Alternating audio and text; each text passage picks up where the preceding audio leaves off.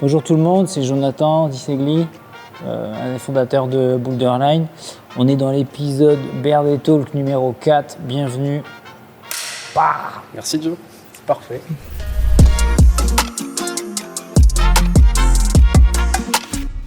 Bonjour tout le monde, bienvenue pour ce nouvel épisode des BRD Talk, le 4e épisode.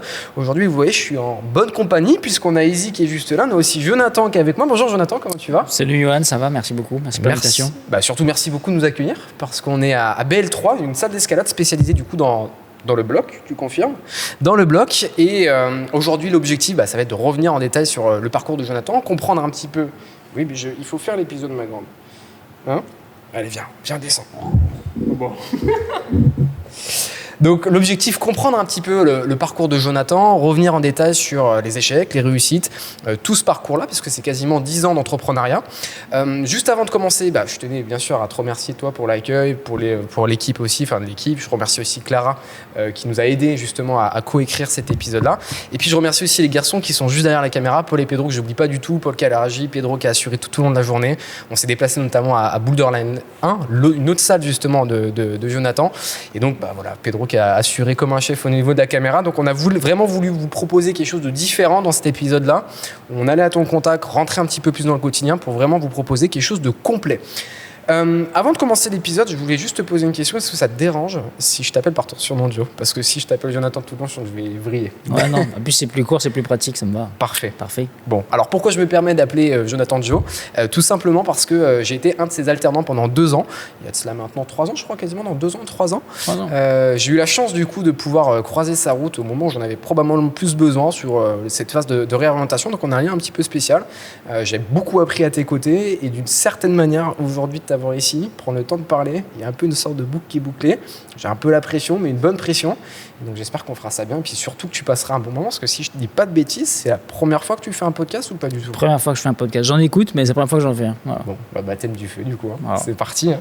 Joe, on va commencer avec une première question qui est classique, que je pose à chaque début d'épisode. Est-ce que tu peux te présenter en nous disant qui tu es, d'où tu viens et ce que tu fais ? Ok. Donc, moi je m'appelle Jonathan, on peut m'appeler Joe. Voilà, je suis originaire à la base du nord-est de la France, donc Metz. Je suis pas de Montpellier, du sud, là où effectivement j'ai fondé Boulderline. J'ai un parcours un petit peu atypique, de formation à la base plus générale. Et d'une formation générale, j'ai bifurqué dans une formation plus technique pour finir par travailler dans le bâtiment, plus précisément travaux publics. Et donc j'ai fini avec un BTS travaux publics et une licence management de conduite de travaux. Ouais. Donc voilà, c'est là-dedans que j'ai eu mes expériences professionnelles. Ouais. Je pense que c'est là-dedans aussi, pour d'autres raisons, que j'ai eu un petit peu goût pour l'entrepreneuriat. Ok. Et puis là-dessus, c'est... Bon, on va en parler un petit peu ce soir et tout sur du coup tout ce qui est l'entrepreneuriat. Et puis sinon, plus personnellement, voilà, je suis papa d'un petit enfant de bientôt 3 ans, Oliver, ma compagne Marine. Qu'on salue aussi. Qu'on salue, voilà. Et je suis passionné de sport au sens large, on peut dire. Voilà. Que ce soit l'escalade. Que ce soit l'escalade. La boxe aussi, j'ai cru comprendre. Boxe, bien sûr. En plus, on est dans une ancienne salle de boxe. Ouais. Tout est un peu lié. Ouais. Et le foot. Hein. Ouais, le foot aussi. À fond. Ouais. Donc voilà. Puis après, les sports nautiques aussi et autres. Mais voilà. Bon, top. Justement, on va revenir sur ce parcours un petit peu scolaire que tu as eu. Donc, tu nous as expliqué qu'il est tout sauf classique. Moi, ça m'intéresse beaucoup parce que je ne vais pas avoir la prétention de dire qu'on a eu le même, mais en tout cas, ces choses d'alterner entre théorie et réalité, c'est quelque chose qui m'a un peu forgé et je suis allé chercher. Toi, ça a été ton cas. Donc, tu l'as dit, tu as commencé avec un bac ES. Tu décides à un moment donné, juste après ton bac, de tout plaquer, si je ne dis pas de bêtises, et de partir tout de suite sur les chantiers. Qu'est-ce que tu es allé chercher à ce moment-là dans le BTP que tu n'arrivais peut-être pas à trouver à l'école ? Je sais pas, à l'époque je suis dans une situation déjà un peu particulière, hein. On est quand même jeune quand on doit faire un choix sur notre orientation professionnelle, je trouve. Je pense que peut-être j'avais besoin un petit peu plus de la vraie vie, j'avais été peut-être un peu plus mature sur certaines choses et que donc être assis un peu dans une salle de classe, sur une chaise et tout, c'était un peu long pour moi et pour mon caractère. Et donc voilà, ouais, c'est vrai que j'ai quand même un peu renversé la table, comme des fois j'aime bien dire, parce que bon, j'étais plus destiné à faire classe préparatoire aux grandes écoles. J'avais un niveau qui était correct à l'école. Donc elle est plutôt studieux, mais tu avais besoin un peu de cette liberté. Je n'étais pas un gros studieux quand même. Hein. Ouais. Disons que j'avais des bonnes capacités, voilà. Okay. Mais je passais bien les bosses. Okay. Et donc non, voilà, je suis parti, je suis tout renversé, je suis parti sur les chantiers de manière directe et je pensais que voilà, que j'arriverais à faire ma place. Ça a commencé avec un job d'été, hein, voilà. Après je suis resté quoi. Okay. Et je suis resté, je pensais que j'allais devenir chef de chantier. J'étais parti pour faire les cours du soir, tout ça. Bon bah avec une Nenni, ça s'est pas passé vraiment comme ça. Ouais. Parce qu'en fait la réalité c'est que c'est quand même compliqué. Donc quand tu travailles à plein temps, en extérieur, par tout temps, ouais. Avec des charges lourdes et des contraintes et tout, bon bah ouais, voilà. Tu parlais de la vraie vie. Tu te fais rattraper un petit peu, en fait, ouais. Tu peux pas réviser le soir. Hein, voilà. Ouais. Donc, et même si t'es jeune et t'as beaucoup d'énergie. Ouais. Donc voilà, je me suis fait un peu rattraper là-dessus, et ce qui fait que derrière, j'ai rebondi sur quelque chose de plus classique. Donc, c'est ça, parce que du coup, si je dis pas de bêtises, à 21 ans, tu fais un peu un nouveau virage. Donc c'est là où tu décides de reprendre, comme tu dis, tes études en BTS, c'est ça, au CFA Trappes, si je dis pas de bêtises? C'est ça, ouais. En fait, à un moment donné, tu te fais rattraper, comme je dis. Et ouais. Donc, rattraper dans le sens où je pensais que j'allais pouvoir percer, entre guillemets, par le terrain et par, en fait, les compétences que j'avais sur le terrain. Mais c'est pas... À un moment donné, il faut quand même avoir des diplômes. Hein.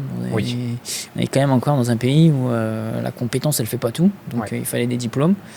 Surtout à l'époque encore, donc j'avais pas le choix qu'au moins d'aller obtenir un BTS. Donc je suis reparti en BTS. Bon, je pouvais pas le faire en classique, donc je suis parti en alternance du coup, c'est ça? En alternance, bien sûr, en apprentissage. Ouais. Et puis bon, bah voilà, le seul que j'ai trouvé qui me prenait avec mon parcours un petit peu bosse cassé, parce que j'avais pas de formation scientifique ou technique. Et puis ça faisait 3 ans que j'étais plus à l'école, quoi. Ouais. Donc celui que j'ai trouvé, c'était à Trappes. Et en internat, à 21 ans. Ouais. Avec des gens qui avaient 15, 16, 17 ans, 18 ans. CAP, BEP, et pas pro. Tu recommences, hein?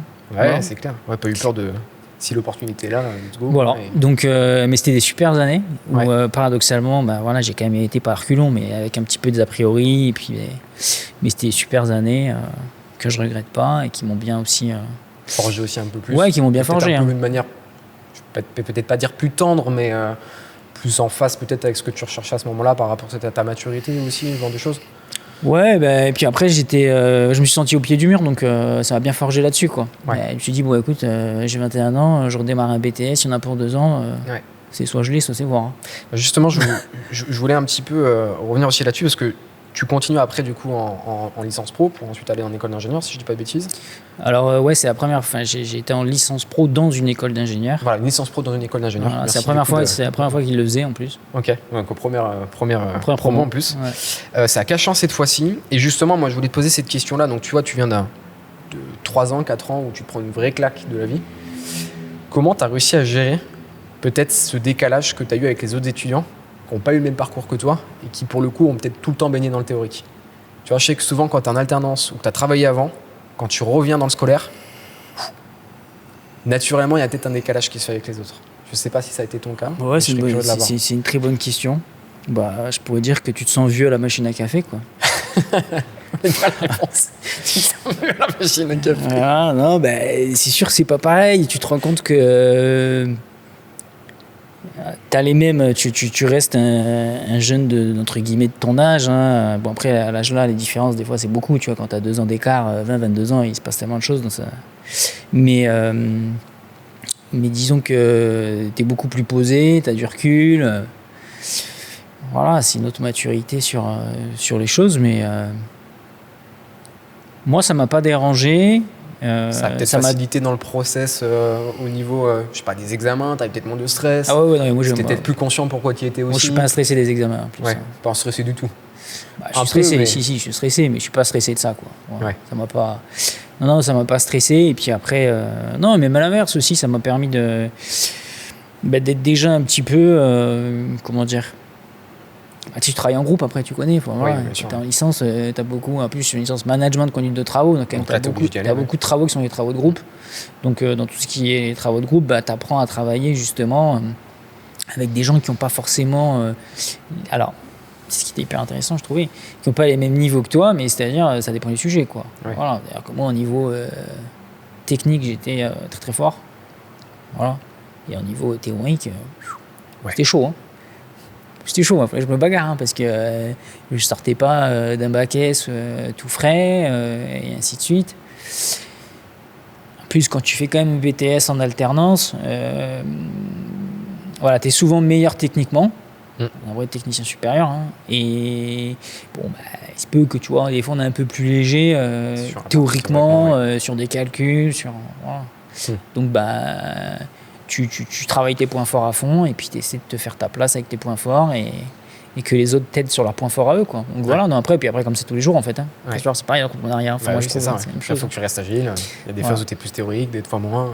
Voilà, tu t'entoures de. Voilà.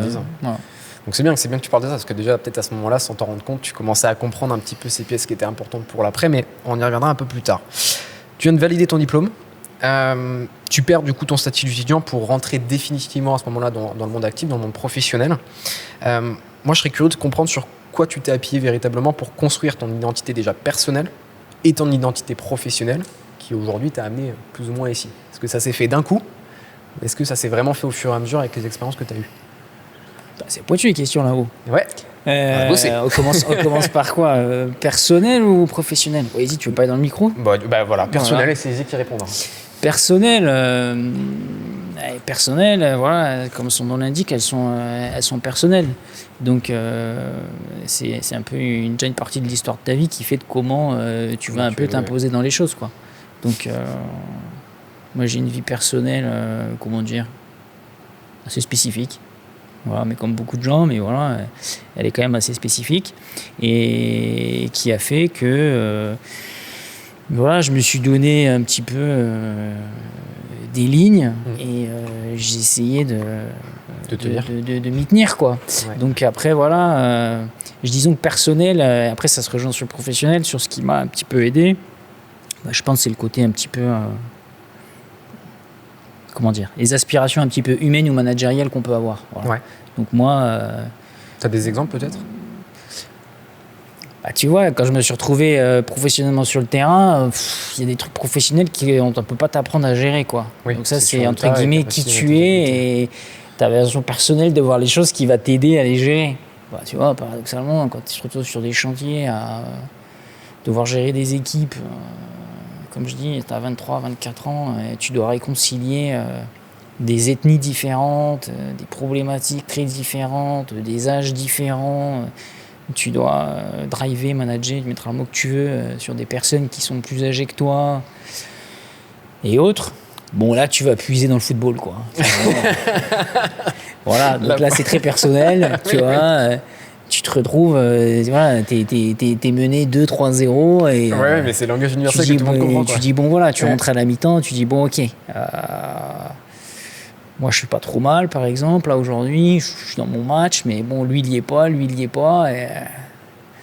moi je peux pas courir partout, quoi, donc tu essaies de les motiver, quoi. Voilà, donc ça c'est un peu personnel, tu vois, faut trouver une petite...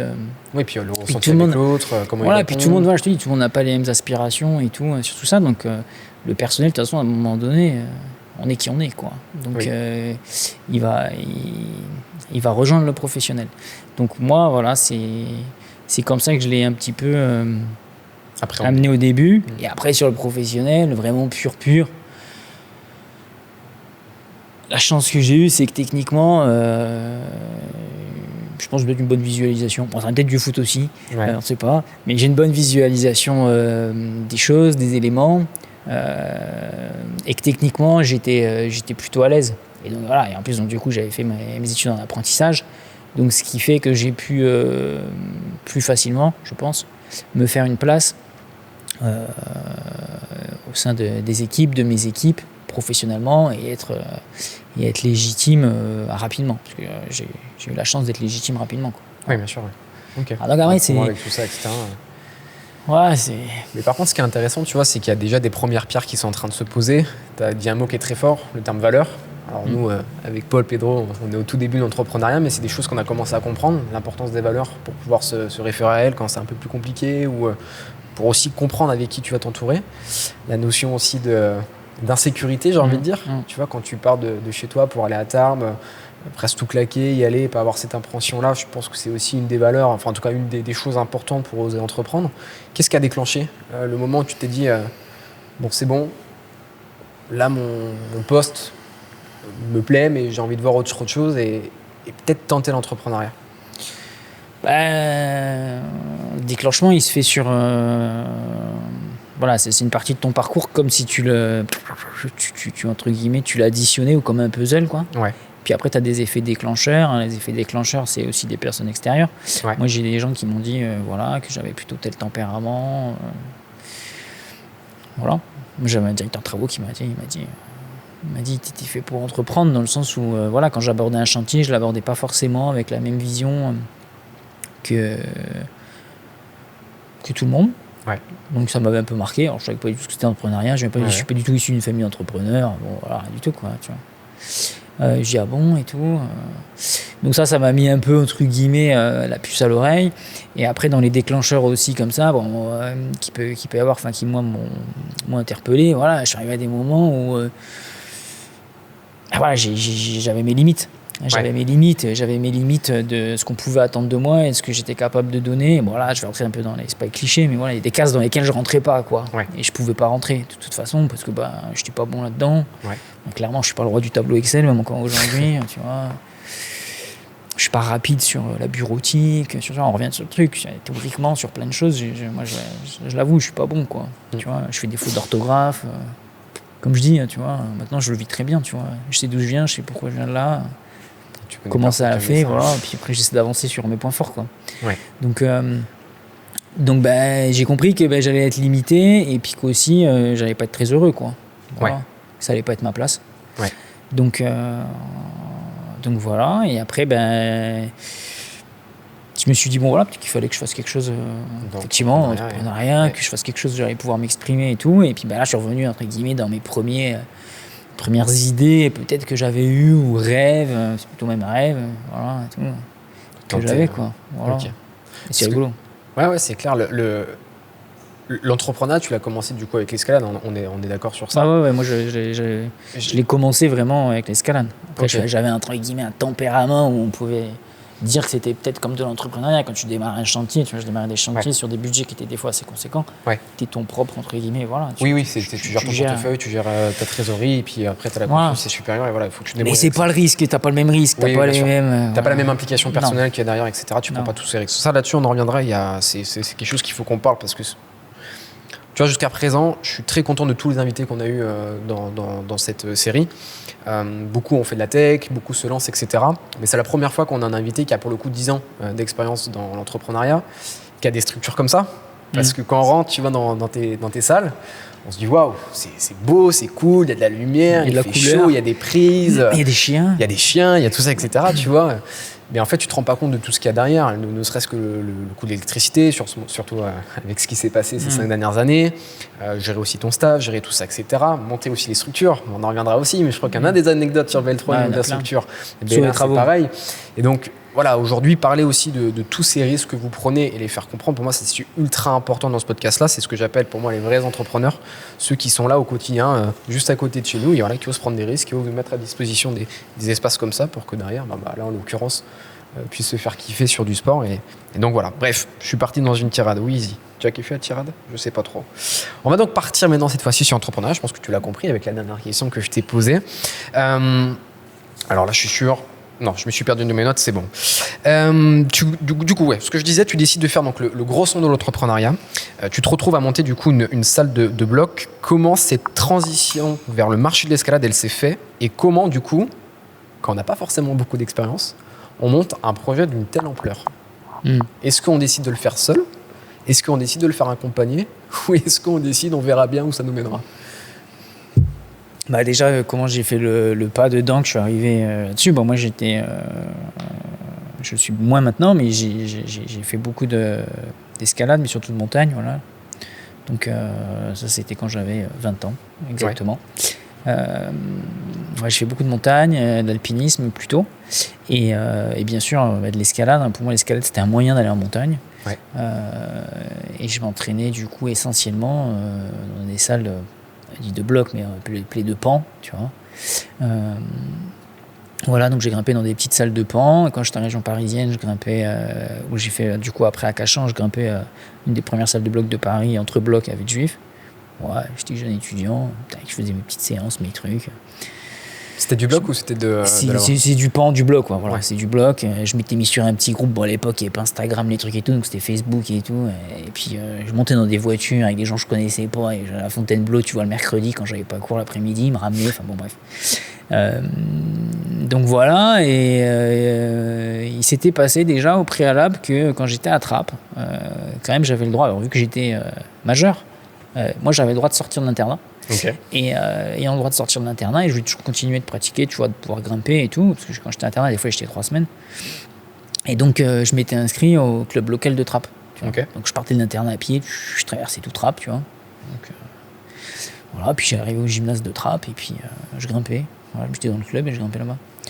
Et puis un jour, le mur est en rénovation, tu vois, en fait ils vont refaire les blocs, ouais. Voilà, et tout ça. Enfin les blocs, les voies, parce que là-bas c'était de la voie, il n'y a pas beaucoup de blocs. Et le jour-là, ils m'emmènent dans la voiture, je vais avec eux, puis j'atterris à Blockout, à l'époque c'est à Cergy, voilà. Ouais. Et c'est une des premières salles de blocs un petit peu différente, j'ai envie de dire, tu vois, avec un espace restauration, tout qu'il y avait. Je me suis dit, putain, c'était sympa, je passe une super soirée, on fait une bonne séance et tout. Voilà, mais bon, moi je suis étudiant, tu vois, en BTS, après bon, moi je fais en licence, je regrimpe un peu et tout, et je me suis dit, putain, franchement, quand même, ça c'est un truc sympa, ça me plairait bien, tu vois, avoir une salle un jour et tout. Et je m'étais dit, avec un pote, je dis franchement, si je suis pas embauché à la fin de la licence, je crois que j'essaie de monter une salle. Ah oui, là, je me suis fait embaucher. Oui. Je me suis fait embaucher. Oui, ça se fait. Mais déjà, je suis parti dans le tunnel. Tu disais, ouais. Déjà un peu. Mais pour un projet passion, quoi. Ouais, tu le prenais pas encore spécialement au sérieux, quoi. Ouais. C'était un peu un rêve. Je me suis dit, comment tu fais ça? Je savais pas comment faire, quoi. Voilà, et après, du coup, je suis parti, je me suis embauché, je suis parti direct à travailler. Puis comme je t'ai expliqué tout à l'heure, voilà, à un moment donné, tu as un peu des déclencheurs qui font que tu dois entreprendre. Et là, je me dis, putain, je me suis senti un peu, comment dire, le courage, voilà, où je me suis senti prêt pour me dire, vas-y, en fait, j'ai appris plein de trucs, je sais gérer un budget, je sais gérer toute ma phase travaux, je sais gérer ça. Je commence un petit peu à me renseigner. Moi, je te dis ce que j'ai fait, pas honte. Je suis arrivé au bureau de tabac, j'ai acheté un magazine, je crois que ça s'appelait Management, il écrit créer votre entreprise en 2015, et puis tu faisais un test et il disait si t'es un entrepreneur ou pas, tu vois. Alors, j'ai coché les cases et tout. Et du coup, ça donnait quoi? Il a dit que je pouvais, donc je l'ai fait. Comme quoi. Bon, voilà. Donc c'est des petites anecdotes, tu vois, un peu. Voilà. Je me dis, écoute, je connaissais rien, quoi. Et de fil en aiguille, les choses sont faites que j'ai commencé à y croire, je commence à réfléchir et tout, à regarder. Puis là, je vois que tu peux aussi démarrer en franchise. Je me dis, voilà, c'est le tout début. Et du coup, là, Blockout était en train de lancer sa franchise. On est en quelle année, là, du coup? On est aux alentours de 2015. 2015, ouais. En 2015. Et du coup, c'était très vite, quoi. En plus, moi, je suis plutôt, action-action. Ah ouais, je suis plutôt action-action. Donc, tiki-taka. Après, du coup, cette fois que c'est parti, c'était parti. Voilà, j'ai envoyé un mail, tac, j'ai eu un entretien. Ça a bien marché dans l'entretien, tout ça. Et j'ai signé donc en avril 2015. Ok. Avec Blockout à l'époque. Ok. Pour ouvrir la franchise à Montpellier. Ok. Et donc, je dis, vas-y, on va y aller. Après, du coup, je suis remonté à Paris. Ouais. Voilà, c'était une histoire un peu rock'n'roll. Pour ceux qui me connaissent vraiment et tout. Et j'ai vécu dans mon camion pendant toute la période où j'étais à Paris. Du coup, je suis resté quasiment une année à Paris, un peu moins. Même l'hiver et tout. Mais bon, ça allait. Moi, je dormais dans le camion et après, tu vois, je faisais ma journée de travail et tout. Parce qu'il y avait un besoin de formation de la part de la franchise directement. Ouais, voilà, ils nous formaient. Moi, après, j'étais OK avec ça. Dans le sens, plus je me formais sur place et tout, plus je pouvais acquérir de l'expérience et tout. Tu vois, j'ai un peu répliqué ce que j'avais appris dans ma vie, quoi. Ouais, bien sûr. Donc, voilà, je me suis bien imbibé dans le truc. Bon, en plus, parallèlement, c'était pas si facile que ça de monter le projet et tout. Quand tu vas te faire franchiser, est-ce que c'est au franchisé de trouver le local? Ou est-ce que, non, c'est à toi, porteur de projet, de trouver le local pour ensuite monter le projet et espérer être accepté? Donc c'est le porteur de projet, le franchisé, qui doit trouver le local. Après, le franchiseur, il a tout intérêt à t'aider à trouver le local, parce que sinon, il n'a pas de franchise qui est en exploitation. Mais donc voilà, après à Montpellier, du coup, nous, j'ai dû trouver le local. Après, plus toi, tu es plutôt local. Oui. Donc, tu essaies de faire, d'activer le réseau si tu en as, tout ça et tout, pour essayer de. Voilà. Et là, moi, ça a mis du temps. parce qu'en fait, on n'a pas vraiment trouvé de locaux qui allaient. J'avais un choix d'implantation qui était un peu, voilà, quand même. Montpellier, ça n'a pas une historique industrielle de fou, donc du coup, t'as pas les locaux avec de la surface et de la hauteur. Oui. Voilà, et en plus, il faut un bon prix. Enfin bon, c'est assez complexe. Et il y a une opportunité qui s'est présentée. Voilà, je suis retombé dans les travers, quoi. Enfin, on a fait construire un bâtiment parce qu'en face, voilà, et c'est comme ça qu'est née la salle Bélin. La salle Bélin à Castelnau. Et donc c'est un projet qu'on a tout conçu avec directement notre propriétaire, quoi. D'accord. Voilà. Ok, donc il s'est fait comme ça. Bon bah top. Donc tu montes la salle en 2017, 2016, un an après, non, 2017. Moi je suis né en 2015, en avril 2015. La salle elle a ouvert en juillet 2017 pour te donner le délai, tu vois. C'est ça. Mon projet a mis du temps quand même. Oui, bien sûr, j'imagine. Ouais. J'imagine que forcément que ça allait plus vite, mais j'imagine que ça a pris plus de temps. Tu rames bien. Tu m'étonnes. Oui, parce qu'en plus toi t'étais à ce moment-là. J'imagine que quand c'est comme ça, tu te verses même pas non plus de salaire. Là, c'est vraiment, tu vis, j'imagine, sur tes réserves, sur... Ouais, voilà. Moi, après, j'avais eu la chance de pouvoir partir avec une rupture conventionnelle. Et donc, du coup, moi, j'ai débloqué... à l'époque, c'était l'ARS et tout. Que j'ai pu, en plus, injecter, tu vois, dans l'entreprise. Et après, je vivais en radar, quoi, ce que j'appelle. Ouais, mode survie. Voilà, tu vois un peu le truc, tu fais attention et tu j'ai un petit peu de sous de côté, mais j'ai bricolé, quoi. Ouais. On va avancer un peu dans le temps du coup, parce que donc là on est en 2017, tu passes 3 ans, si je dis pas de bêtises, avec Blockout, ou 2 ans. On passe, on peut dire 3 ans, parce que c'est en 2020 qu'on est passé Boulderline. Voilà, je voulais t'entendre dire du coup ce premier mot, parce que là tu prends une décision très importante, celle de quitter la franchise. Ouais.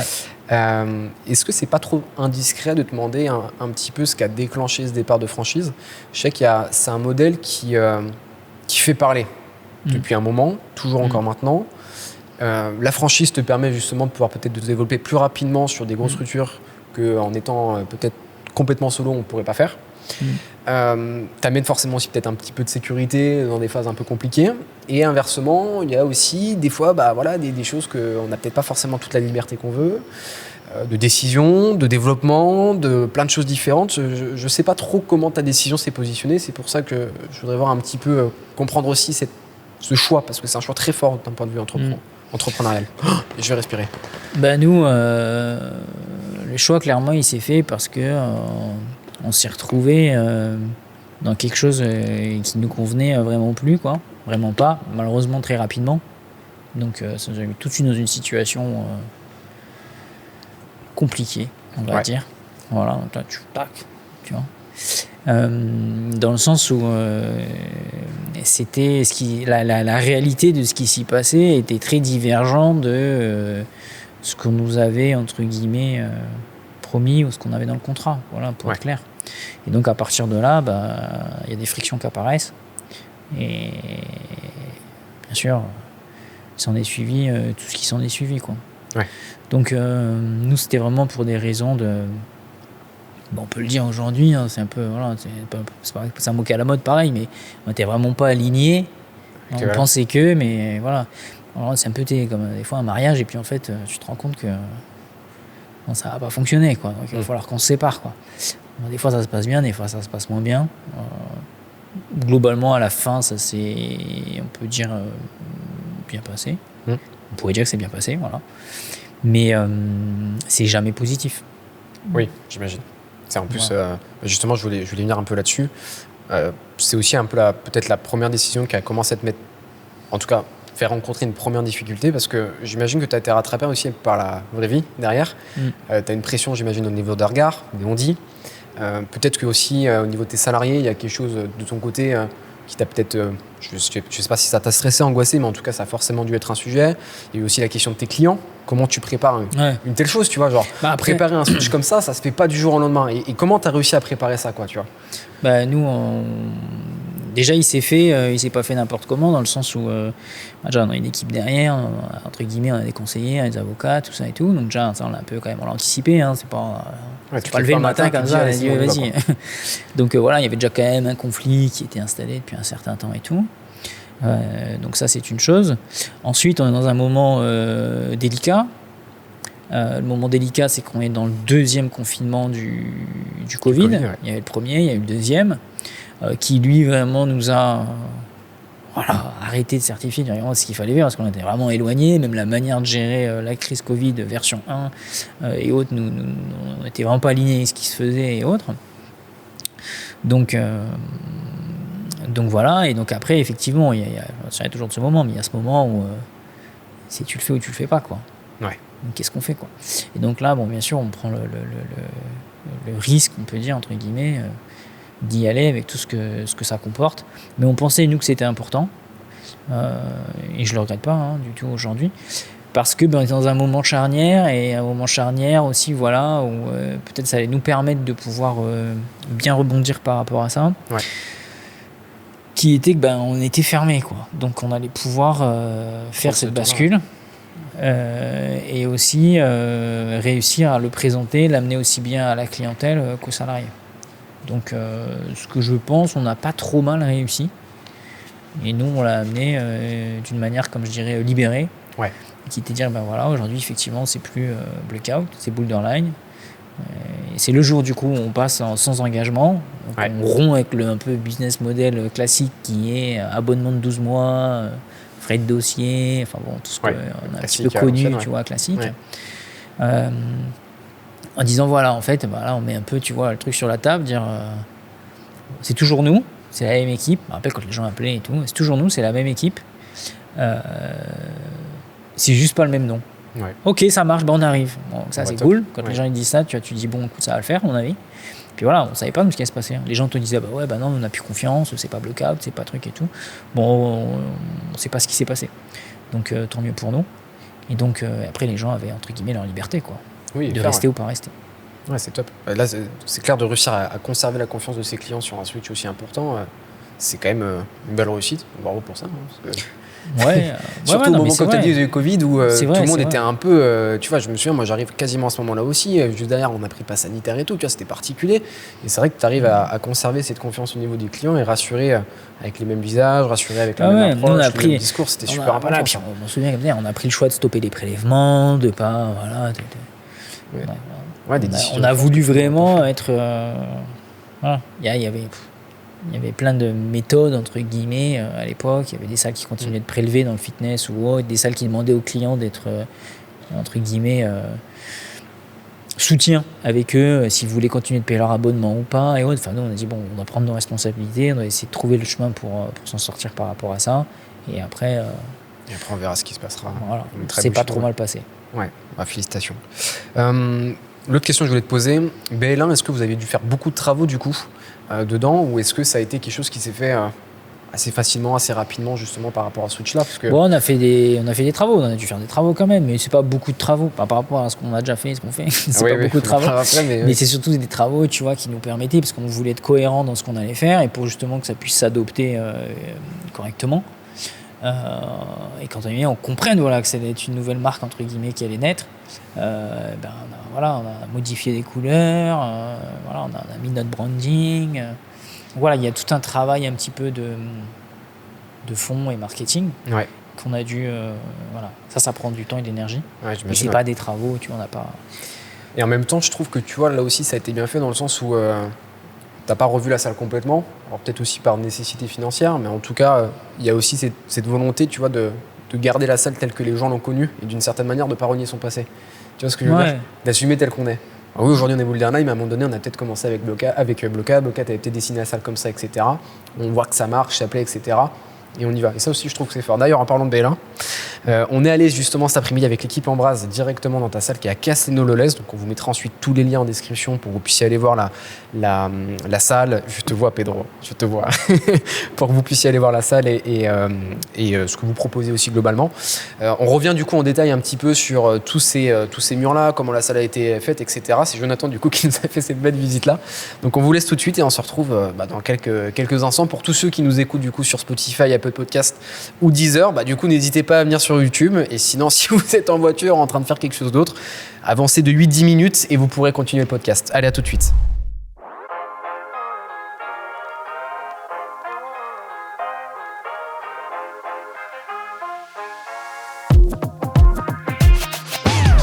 Bonjour, ça va ? Ça va, ouais, super. Bon, merci de nous accueillir à Boulderline 1, la salle de Castelnau. Donc l'objectif avec le podcast, c'était aussi de montrer un petit peu tes espaces.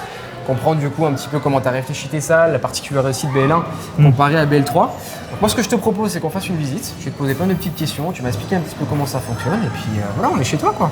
Super, avec plaisir. Bienvenue tout le monde, hein. Caméraman et tout. Ouais, derrière. Là, du coup, vous avez toute la zone accueil. C'est là qu'on accueille tous nos clients, qu'on les équipe en chaussons. On a un tout petit, un petit peu pro shop où on fait tout ce qui est accessoires, escalade, petits goodies. Pour la location aussi à l'extérieur, si tu as des grimpeurs qui veulent aller dehors ou pas du tout? On a aussi des crash pads qu'on loue aux clients qui veulent grimper en extérieur et tout. Ok, ça. Là, direct, on rentre dans la partie restauration, les cuisines. Bon, là, c'est un petit peu zone technique, on va dire. Zone restauration, plutôt restauration assis. Okay. Et là, bon, toute la partie bar où tu peux venir boire un verre après une session. On a un bar assez grand, quoi. On fait un peu de tout. Ouais. Ça va du, entre guillemets, café cappuccino, café spécial, maté. Et puis tout se rentrer comme ça dans la salle, t'as un gros pied de lumière, il y a un peu l'effet waouh, et du coup la restauration ensuite t'emmène vers la salle d'escalade, c'est ça? C'est ça, exactement. Ensuite, après, on a la transition sur la partie escalade. Partie escalade, la transition, elle se fait sur des secteurs qui sont un peu, tu vois, comment dire, très différents. On a un secteur qui va être quand même un peu plus accessible là, sur la partie droite, avec ce qu'on appelle des blocs avec rétablissement. Donc tu vas pouvoir, on va aller voir tout à l'heure, tu te rétablis en haut du bloc, souvent descendre par l'escalier. Il y a un petit passage secret là-bas au fond, on ira le voir tout à l'heure aussi. Et puis là, on est sur un secteur qui est un peu plus, comment dire, pas compétition, mais taillé pour. Je vois qu'il y a un peu de dalle, il est quasiment taillé pour et il est un petit peu plus engageant sportivement. Ok. D'ailleurs, en parlant de ça, le bloc, là, tu vois, je vois pas de cordes qui sont harnachées quelque part, etc. C'est quoi un peu la discipline que vous proposez aujourd'hui? Alors nous, c'est du bloc pur, c'est-à-dire que là, effectivement, tu vas pas avoir de baudrier ni d'encordement. Donc tu vas grimper, donc c'est limité jusqu'à 4,50 m de hauteur. Puis tu as les tapis qu'on a vus là, qui vont jusqu'à 40 cm. D'accord. Et donc voilà, le principe du bloc, ça va être de pouvoir arriver en haut de son bloc et de toucher avec ses deux mains la dernière prise. D'accord. Voilà. Donc il faut la tenir 3 secondes. On reprend la mécanique de l'escalade, sauf que voilà, c'est peut-être des voies plus courtes. Plus courtes. Voilà. Plus exigeantes. C'est plus exigeant, plus concentré techniquement, mais aussi en termes de force pure, ça peut être un peu plus des fois engageant. Tu parlais justement de blocs un peu plus accessibles là. On peut venir grimper à partir de quel âge du coup à Boulder? 3 ans je peux y aller ou c'est un petit Alors tu vas voir là-haut, je vais te montrer un petit peu tout. On a un dernier espace qui vient de se créer. Là on commence même, on va dire à partir de 18 mois quand vraiment on est bien autonome pour marcher pour les petits. On a créé un espace baby block. Mais sinon tout normalement le secteur là que tu as vu et puis celui qu'on va aller voir tout à l'heure qui est là un peu plus loin là-bas, c'est à partir de 4 ans. 4 ans, ok. D'accord. Et après il n'y a pas de limite d'âge. Tu vas dire jusqu'à 100 ans, tant que tu marches, tu peux grimper, tu peux y aller quoi. Notre plus ancien il a 76 ans là. Ah oui. Et ça grimpe quoi? Tu sais un peu? Ah, ça grimpe bien. Hein. Je pense que Jean-Michel, il est encore bien dans le niveau rouge. Ah oui, quand même. Putain, tu peux dire pareil, c'est pas mal. Ok, et du coup, de ce côté-là, tu vas voir quoi comme espace là? Du coup, là, on va avoir tout ce qui est un petit peu training. Musculation ou... Bon, après, quand on va dans les vestiaires, on va peut-être pas y aller. On va y aller après, c'est un peu privé, quoi. Mais on va avoir tout ce qui est la zone sauna aussi. Et donc là, on a un espace de training qui est un petit peu, comment dire, bien spécifique à borderline et à la musculation, parce qu'à l'époque on a vraiment pensé comme des étapes, c'est-à-dire là on est un peu en PPG hein, tu vois, et après on est un peu plus en PPS, c'est-à-dire tu t'arrives vraiment plus en PPG, préparation physique générale, PPS, préparation physique spécifique, on arrive plus sur la force des doigts et autres, et après pour passer dans le secteur vraiment de la zone d'escalade, puis on va se retrouver là-bas au fond avec vraiment la grotte, avec la grotte où là, c'est un endroit où qui est la plus déversante de la salle, la plus exigeante. Voilà. Et ça, c'est une zone qui aujourd'hui est très appréciée, la zone training. Là, du coup, on arrive en haut à l'étage, la mezzanine, qui est pareil, est une zone un petit peu, comment dire. Je vois qu'il y avait un peu de cours, j'imagine. Elle est polyvalente. Ok. Ouais. Alors là, on a un petit coin, effectivement, coworking. Là, on a fait des petits desks. C'est une demande qu'on avait et c'est quelque chose qu'on voyait parce que les gens s'installaient, tu vois, de manière un petit peu sur les tables, un petit peu de restauration et autres. Donc on en a un en bas. Je sais pas si on a vu tout à l'heure, tout sur les bancs. Oui, sur les côtés là. Voilà, on aura mis des prises USB. On a celles qui sont là. Et voilà, donc ça c'est pareil, il se passe plutôt. Voilà, c'est un lieu qui est mixé, qui vit. Hein. Et puis bon, juste à côté de là, voilà, du coup, après ça dépend des jours et des fréquentations. C'est pour les gens très chaud, c'est ça? Donc là, voilà, ça c'est la zone baby block qu'on vient d'ouvrir en janvier dernier, mi-janvier. Et donc là, à partir de 18 mois, ils peuvent venir, tu vois, c'est un peu plus confiné. Ouais, c'est clair. Voilà, on n'a pas mis pleine lumière exprès. Comme ça, les petits, ils sont pas trop perturbés. Donc dès qu'ils arrivent à faire un petit peu leur premier pas et tout, bah, tu vois, ils appréhendent, Tu peux bien le mettre là. ils appréhendent la verticalité, quoi. Ok, Voilà. d'accord. Et vous faites autre chose aussi, peut-être pour les enfants. Il y a typiquement une famille qui veut venir faire un anniversaire ou quelque chose, c'est possible. Ils peuvent privatiser des endroits, pas du tout. Bah là, nous, ce qu'on fait, c'est les anniversaires. Ouais. Bon, les anniversaires, on les fait qu'à partir de 4 ans quand même. C'est compliqué à organiser en dessous. L'anniversaire, c'est à partir de 4 ans. Après, on a les stages, Ouais. du coup, qui sont sur toutes les périodes de vacances scolaires. Ouais. Et après, surtout, bah, là, on a les cours à l'année, quoi. Ouais. Et les cours à l'année, voilà, pareil, c'est à partir de 4 ans. On va voir, je suis pas sûr qu'on en propose l'année prochaine pour le Baby Blog. Baby Blog, c'est vraiment venir, tu vois, amener Ouais, son t'as peut-être enfant. un grand frère qui est là, le petit qui est arrivé, et Voilà, tu peux le faire appréhender. maintenant. Et puis, bah, du coup, bah, ils ont la carte de 10 s'ils veulent venir du coup plusieurs fois, à un prix du coup avantageux. Là, on a fait un petit peu un espace qui est bah, justement ludique, parce que souvent, c'est des fratries et tout. Oui, bah, les Donc familles là, qui tu vois, ils viennent, ils jouent ici les petits.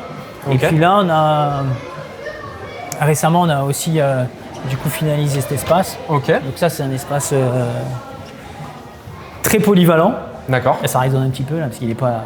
Et donc, c'est un espace dans lequel on a du yoga, tu vois. Voilà, on a un rétroprojecteur là-bas. On peut avoir du coup un séminaire pour une entreprise, une présentation.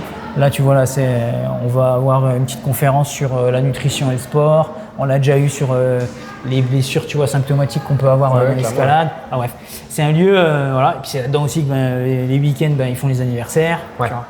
Ouais, c'est vraiment On l'appelle la salle modulable poly, et- tu vois, il y a plein de choses qui peuvent se faire suivant les demandes qu'on a. Ouais, ouais. En fait, t'as vraiment réfléchi aussi l'endroit pour pas que ça soit qu'une salle de grimpe, quoi. Le but, c'est d'essayer d'avoir le plus d'activités possible. Bah, complémentaires à on ce se rend compte souvenir. que c'est des lieux où en fait il y a plein de choses qui se passent au cours de la journée, de la semaine et de l'année. Et donc c'est fait pour que tout puisse un petit peu évoluer. Voilà, on va aller sur le Ouais, rooftop. on peut aller sur le rooftop, Il clairement. est pas en saison. Hein. Il est pas en Parce beau- que c'est vrai qu'on est en mars, du coup. il est pas en beauté comme on dit. Ouais, il y a un peu de vent en plus, ça a, Oui. enroulé les tapis. Ça, c'est une zone pareil qu'on utilise aussi bien pour des événements, mais même en mode chill. Les gens ils se posent là, tu vois, même qui travaillent, qui passent leur coup de téléphone ici. Ouais, en Voilà. été, ceux qui veulent continuer à un peu En compléter leur été, on séance, essaie un tu petit peux peu de mettre mieux là. l'agrémenter, quoi. Ensuite, on a ici. Ouais, alors Ça, ça, c'est qu'est-ce que notre- c'est, du coup? Alors là, c'est notre dernière entre guillemets zone qui c'est l'espace bien-être, vous pouvez le filmer et tout.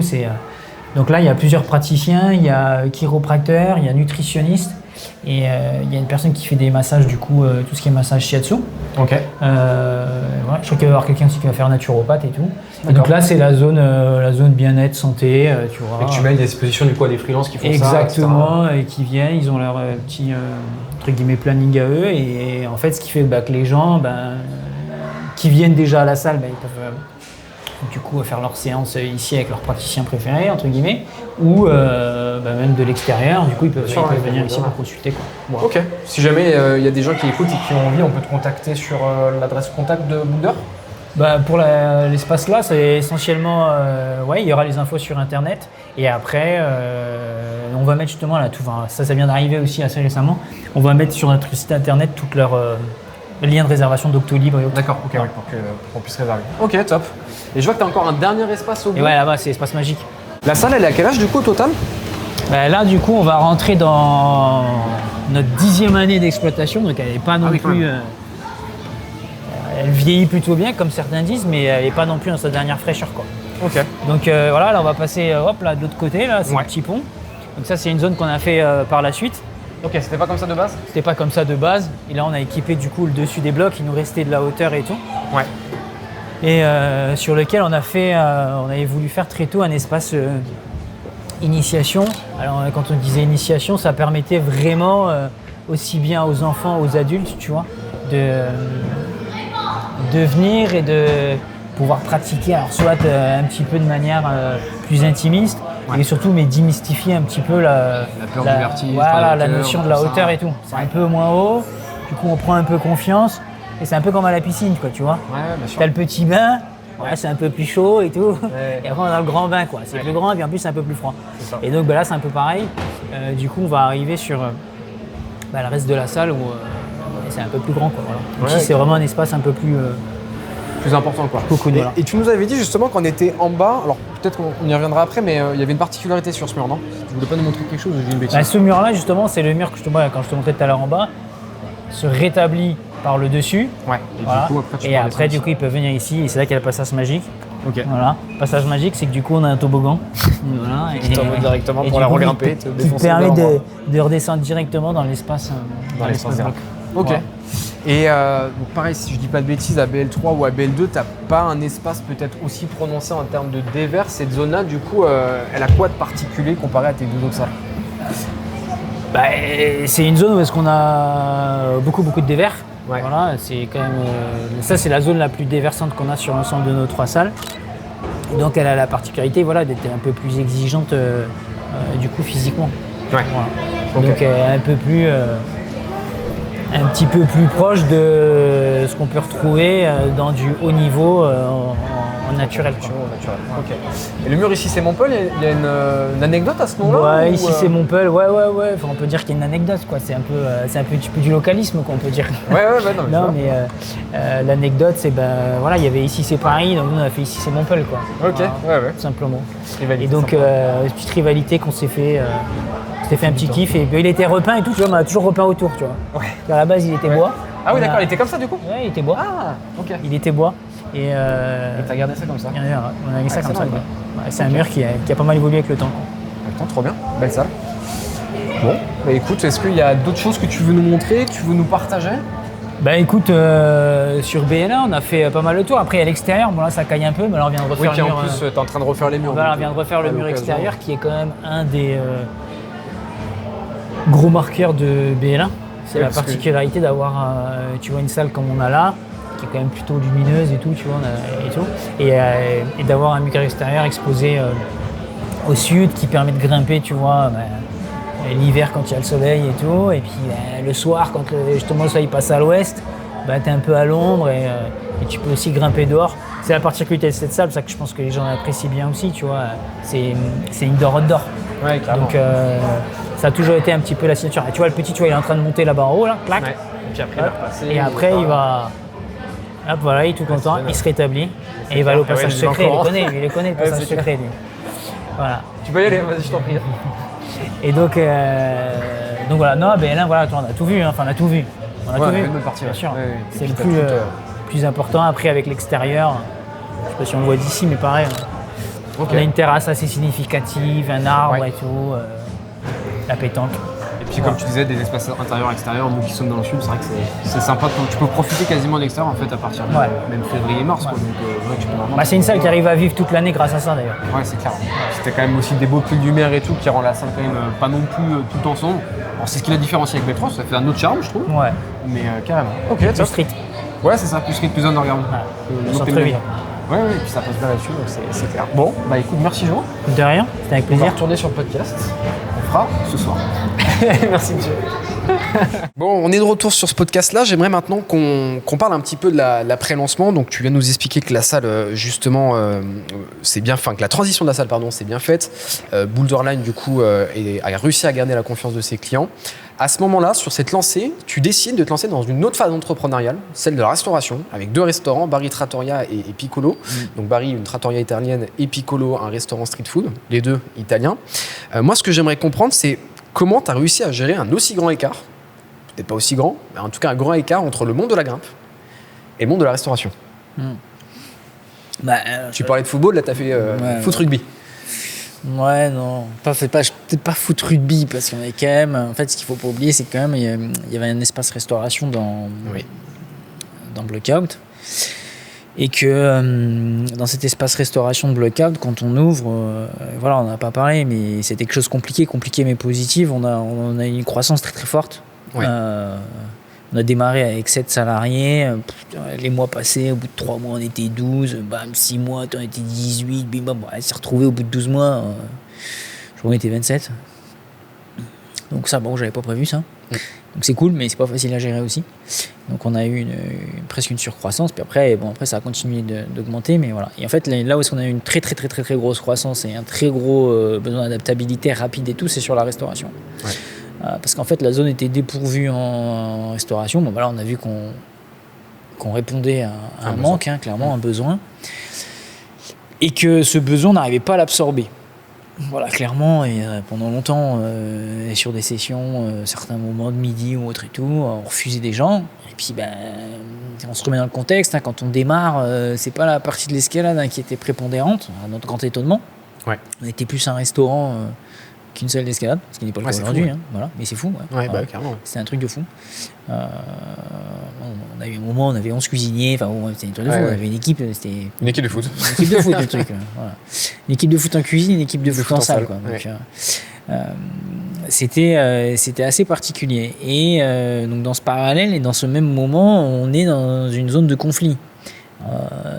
Et tu sais, dans cette zone de conflit, du coup, on essaie un peu de réfléchir si vraiment le conflit ne tournerait pas à notre avantage. Wow. Qu'est-ce qu'on fait, quoi? Est-ce qu'on retente? Est-ce qu'on se lance? Qu'est-ce qu'on fait?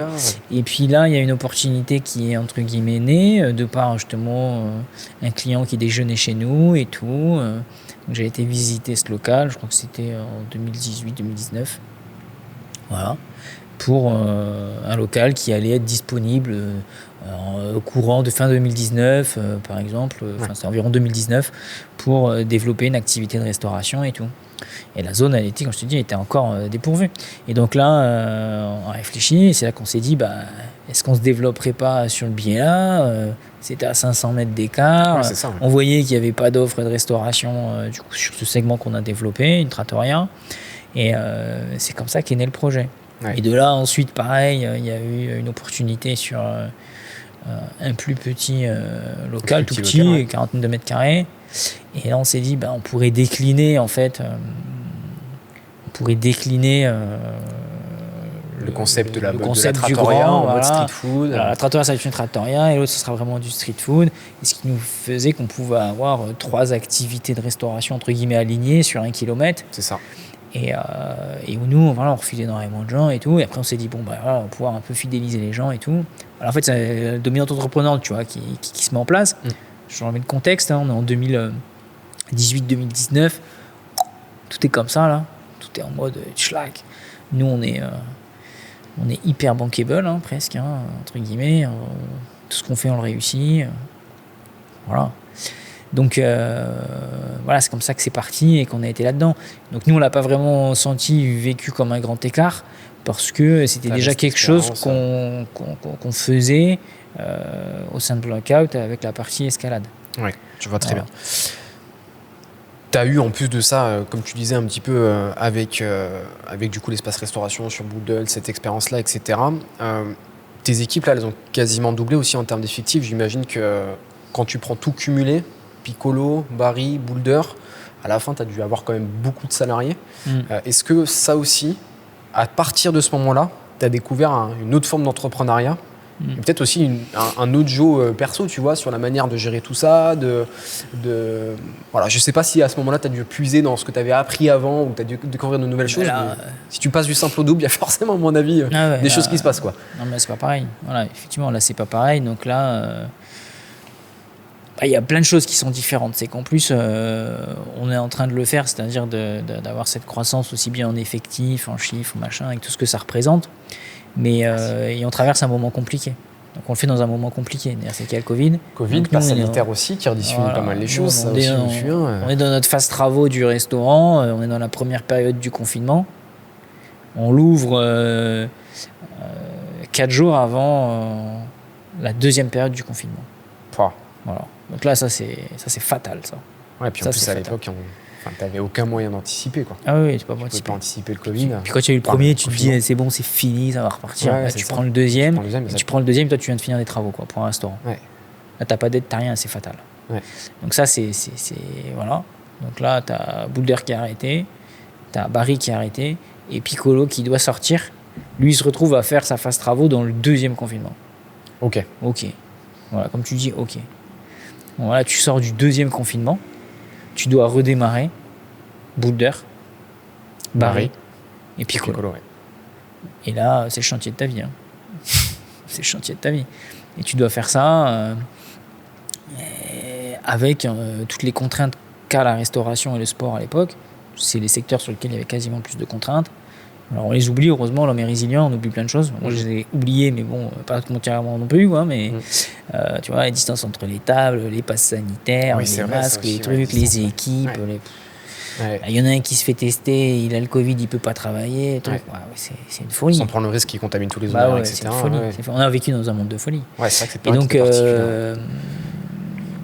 donc voilà, donc là-dedans, de toute façon, on a pu réussir à traverser ça parce qu'on a pris l'antidote magique. Mais bon, l'antidote magique, il a quand même, à un moment donné, un risque. Hein, donc c'était les fameux PGE. Heureusement, on a été éligible quand même au PGE. Est-ce que je peux te demander juste 2 minutes pour expliquer ce que c'est pour les gens qui ne savent pas forcément ce que c'est le PGE?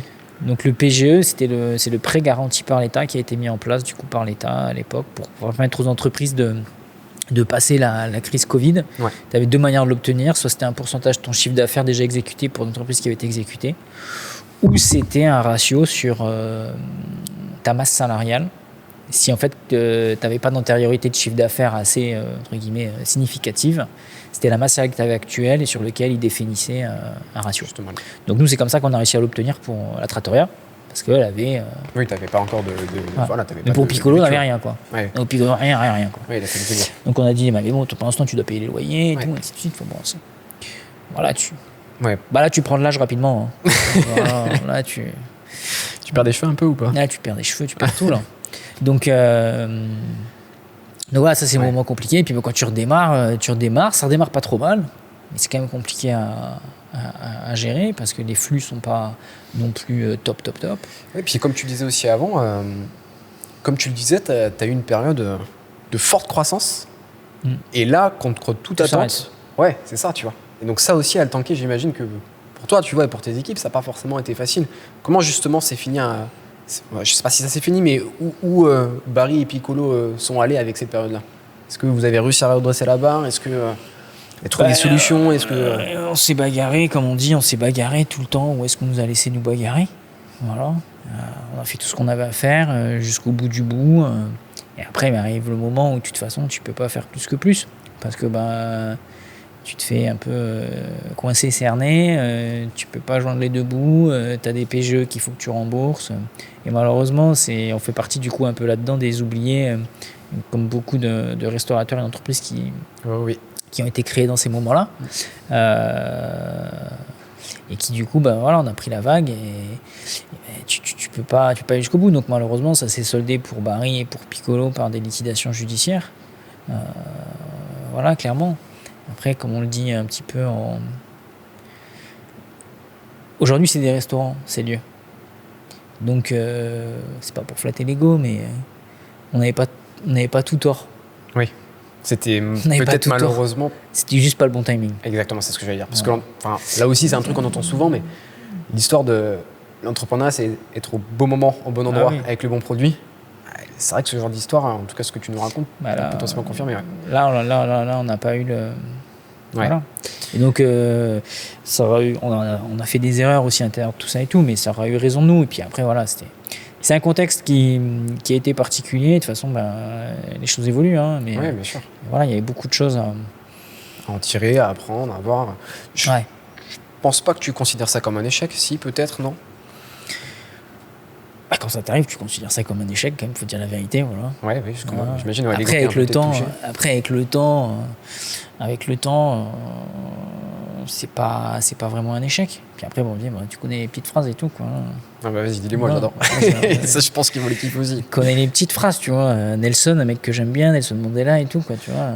La base, quoi. Et il dit de toute façon, on perd jamais, hein, donc soit on gagne, soit on apprend. Donc celle-là, déjà, pour bien moi, aidé. déjà, ça c'est fait, tu vois. Et puis après, l'échec, il est là pour, pour te faire un petit peu raisonner sur ce que tu peux en faire. Ouais. Voilà, donc c'est dans la même lignée, tu vois. Voilà, et après, là-dedans, tu as aussi des grands mecs qui te disent, peut-être que la réussite, c'est d'aller d'échec en échec et pas perdre son enthousiasme. En tout cas, j'ai l'impression que moi, je suis plus là-dedans, là, tu vois. Ouais. Donc, on les a enchaînés parce qu'on a fait malheureusement Barry et Piccolo et ça nous a pas empêché d'essayer de garder tout l'enthousiasme qu'on avait, la positivité et de repartir sur Nouvelle aventure. Sur d'autres projets, nouvelle aventure, mais ce qu'on appelle voilà un peu le recentrage. Parce que quand on n'a pas toute l'histoire, bien sûr, les gens ils vont te dire oui, mais qu'est-ce qu'il a fait, qu'est-ce qu'ils ont fait, ils se sont éparpillés. Voilà, c'est éparpillé, non, on avait une suite logique, c'est juste qu'elle a pas Comme marché. tu l'as très bien dit juste avant, et c'est aussi pour ça que je vais te poser la question, c'est pas une décision, en tout cas c'est pas la sensation que j'ai quand tu l'expliques, une décision qui a été prise sur un coup de tête, tu vois. Tu expliques qu'il y a un besoin qui s'est fait, t'arrives pas à recevoir tout le monde dans ton restaurant, Doux, Barry, Piccolo, etc. Ouais, il y a du sens derrière. C'est aussi ça, tu vois, la démarche, je pense que beaucoup de gens ont. Et après, bon, on en parlera aussi dans d'autres cas de figure, mais comme tu disais, il y a le timing, il y a la théorie, il y a tout ça, etc. Ouais, et ça, les gens qui sont consommateurs ou qui ne sont pas forcément dans l'entrepreneuriat, et on ne peut pas leur en vouloir, c'est pas forcément des choses qu'ils vont voir, qu'ils vont comprendre, mais c'est aussi la réalité. Forcément, d'ailleurs, quand elle n'est pas de ton côté, ça peut t'impacter. Et, Bien sûr. Il faut affronter tous ces regards, quoi. Bien sûr, puis les projets comme ça, tu sais, tu les fais pas tout seul. Hein. Oui, en plus. Tu fais pas tout seul. Hein. Derrière, il y a beaucoup de parties prenantes. Et il y a beaucoup de parties prenantes qui nous ont fait confiance, qui ont cru en projet. Hein. Là-dedans, tu vois, je peux parler des banques, je peux parler des institutions et autres. Donc, c'est aussi la preuve que c'est pas une décision de t'annuler. Que c'était pas anodin et que c'était possible. Et puis, comme je l'ai dit tout à l'heure, après, la meilleure réponse, c'est qu'aujourd'hui, ces lieux sont des restaurants. Sont les lieux qu'on a imaginés. Voilà. Ouais. Donc, malheureusement, il faut accepter que des fois, c'est un peu match point aussi, tu vois. La balle, elle tape le filet et il n'y a personne qui va te dire ouais, mais elle peut taper d'un côté ou de l'autre côté, quoi. Ouais, ou toi qui fais de la boxe aussi, bon, t'as peut-être pas pris ce round-là, mais t'en as encore 2 autres derrière, quoi. Voilà, exactement. Donc, c'est clair. C'est pas fini, quoi. Ouais. Justement, tu disais, on va se recentrer, on va garder notre optimisme et y aller. À partir justement de cette transition de Barry vers du coup de nouveaux boulders, il y a une nouvelle idée qui vient dans ta tête, celle d'ouvrir une nouvelle salle, Boulderline 2, peut-être même une troisième, Boulderline 3. Comment cette idée elle est arrivée, tu vois, parce que on pourrait se dire putain, le round que tu as pris était dur, tu vois. Et non, on y va. Là, pareil, du coup, là, ça va dans un petit peu l'échec que tu prends. Donc tu prends un échec, et donc il doit te nourrir, tu vois, ton échec. Tu te dis wow, ok, là, compliqué. Plus avec aussi plein de problématiques de changement des rythmes de consommation et tout, la restauration est devenue un métier vraiment très à part entière et très technique à travailler. Et en parallèle, on voit que ce qui évolue, et là ça s'inverse, de manière très positive. C'est la grimpe. Et c'est la partie escalade qui, elle, devient de plus en plus forte, qui se développe. Et donc là, c'est ce fameux mot, tu te recentres et tu te dis bon, ok, alors j'ai pas tout perdu. Non. Voilà. J'ai des signaux qui sont en train d'apparaître différemment. Il faut savoir respirer, tu vas prendre du recul et dire ok, soit de toute façon tu te mets assis, tu fais que de pleurer, ou soit tu repars, quoi. Donc et c'est de là qu'on se dit voilà, je vais repartir et je vais repartir sur ce segment-là. On tient quelque chose qui est bien, qui se développe. On voit que ça se développe, continue de se développer partout en France et tout. Voilà, dans des villes similaires comme Montpellier et tout.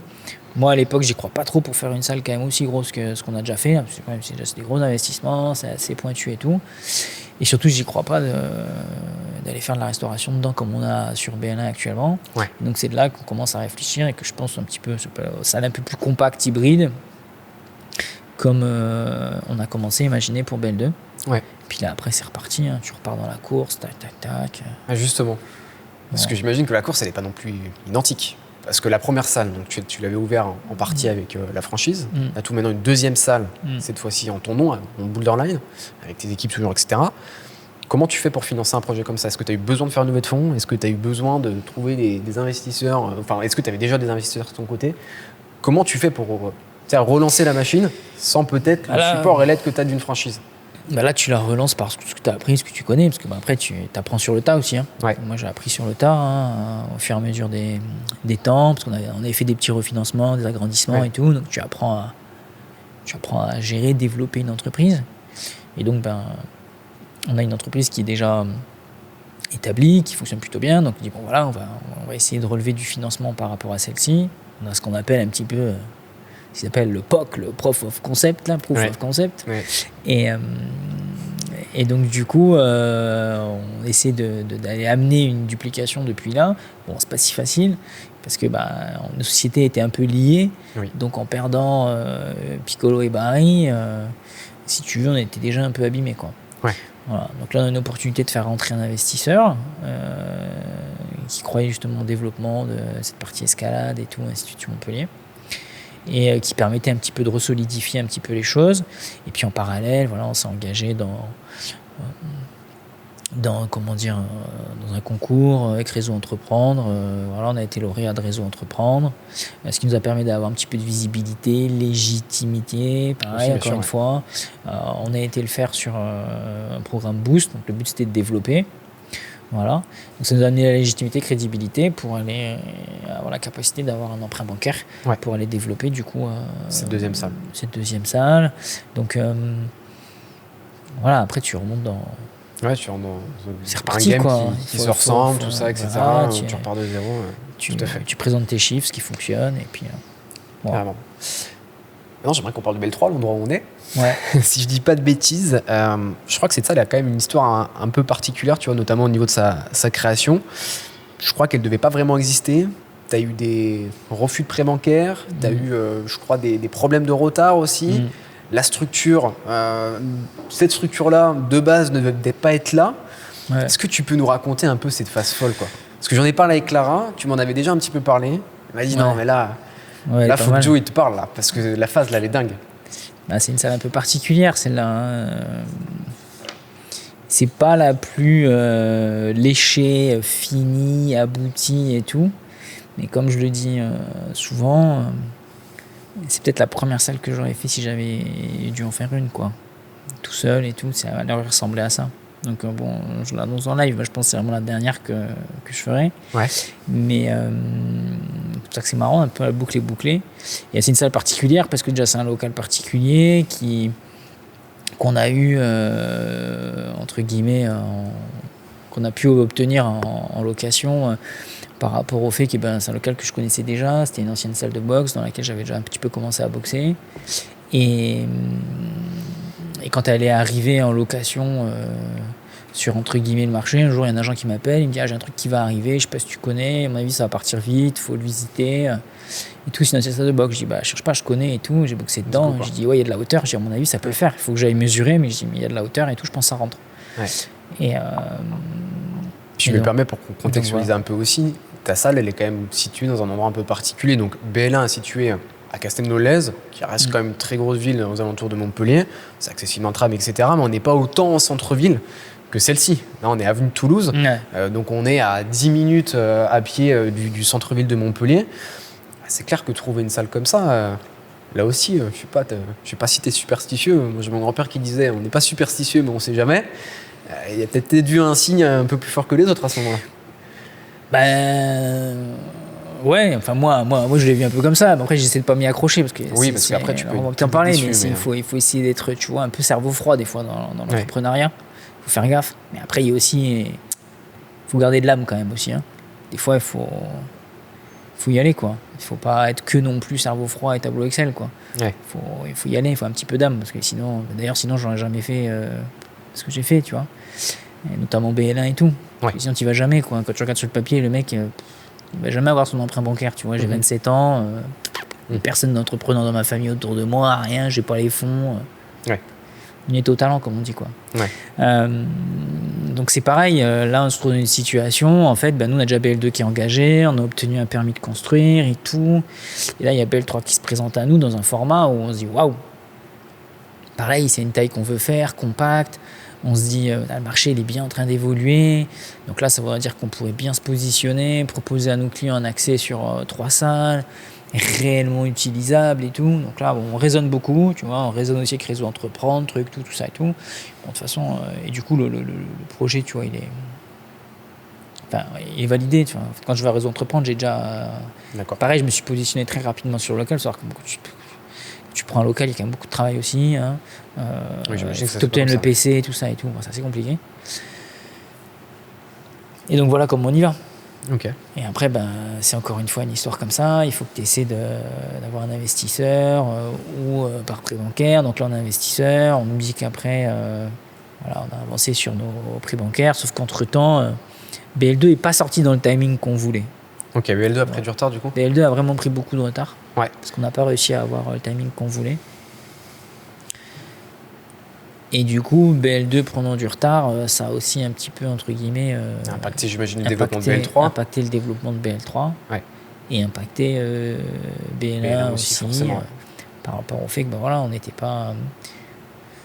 ça s'est pas bien mis en place. Ouais. Voilà.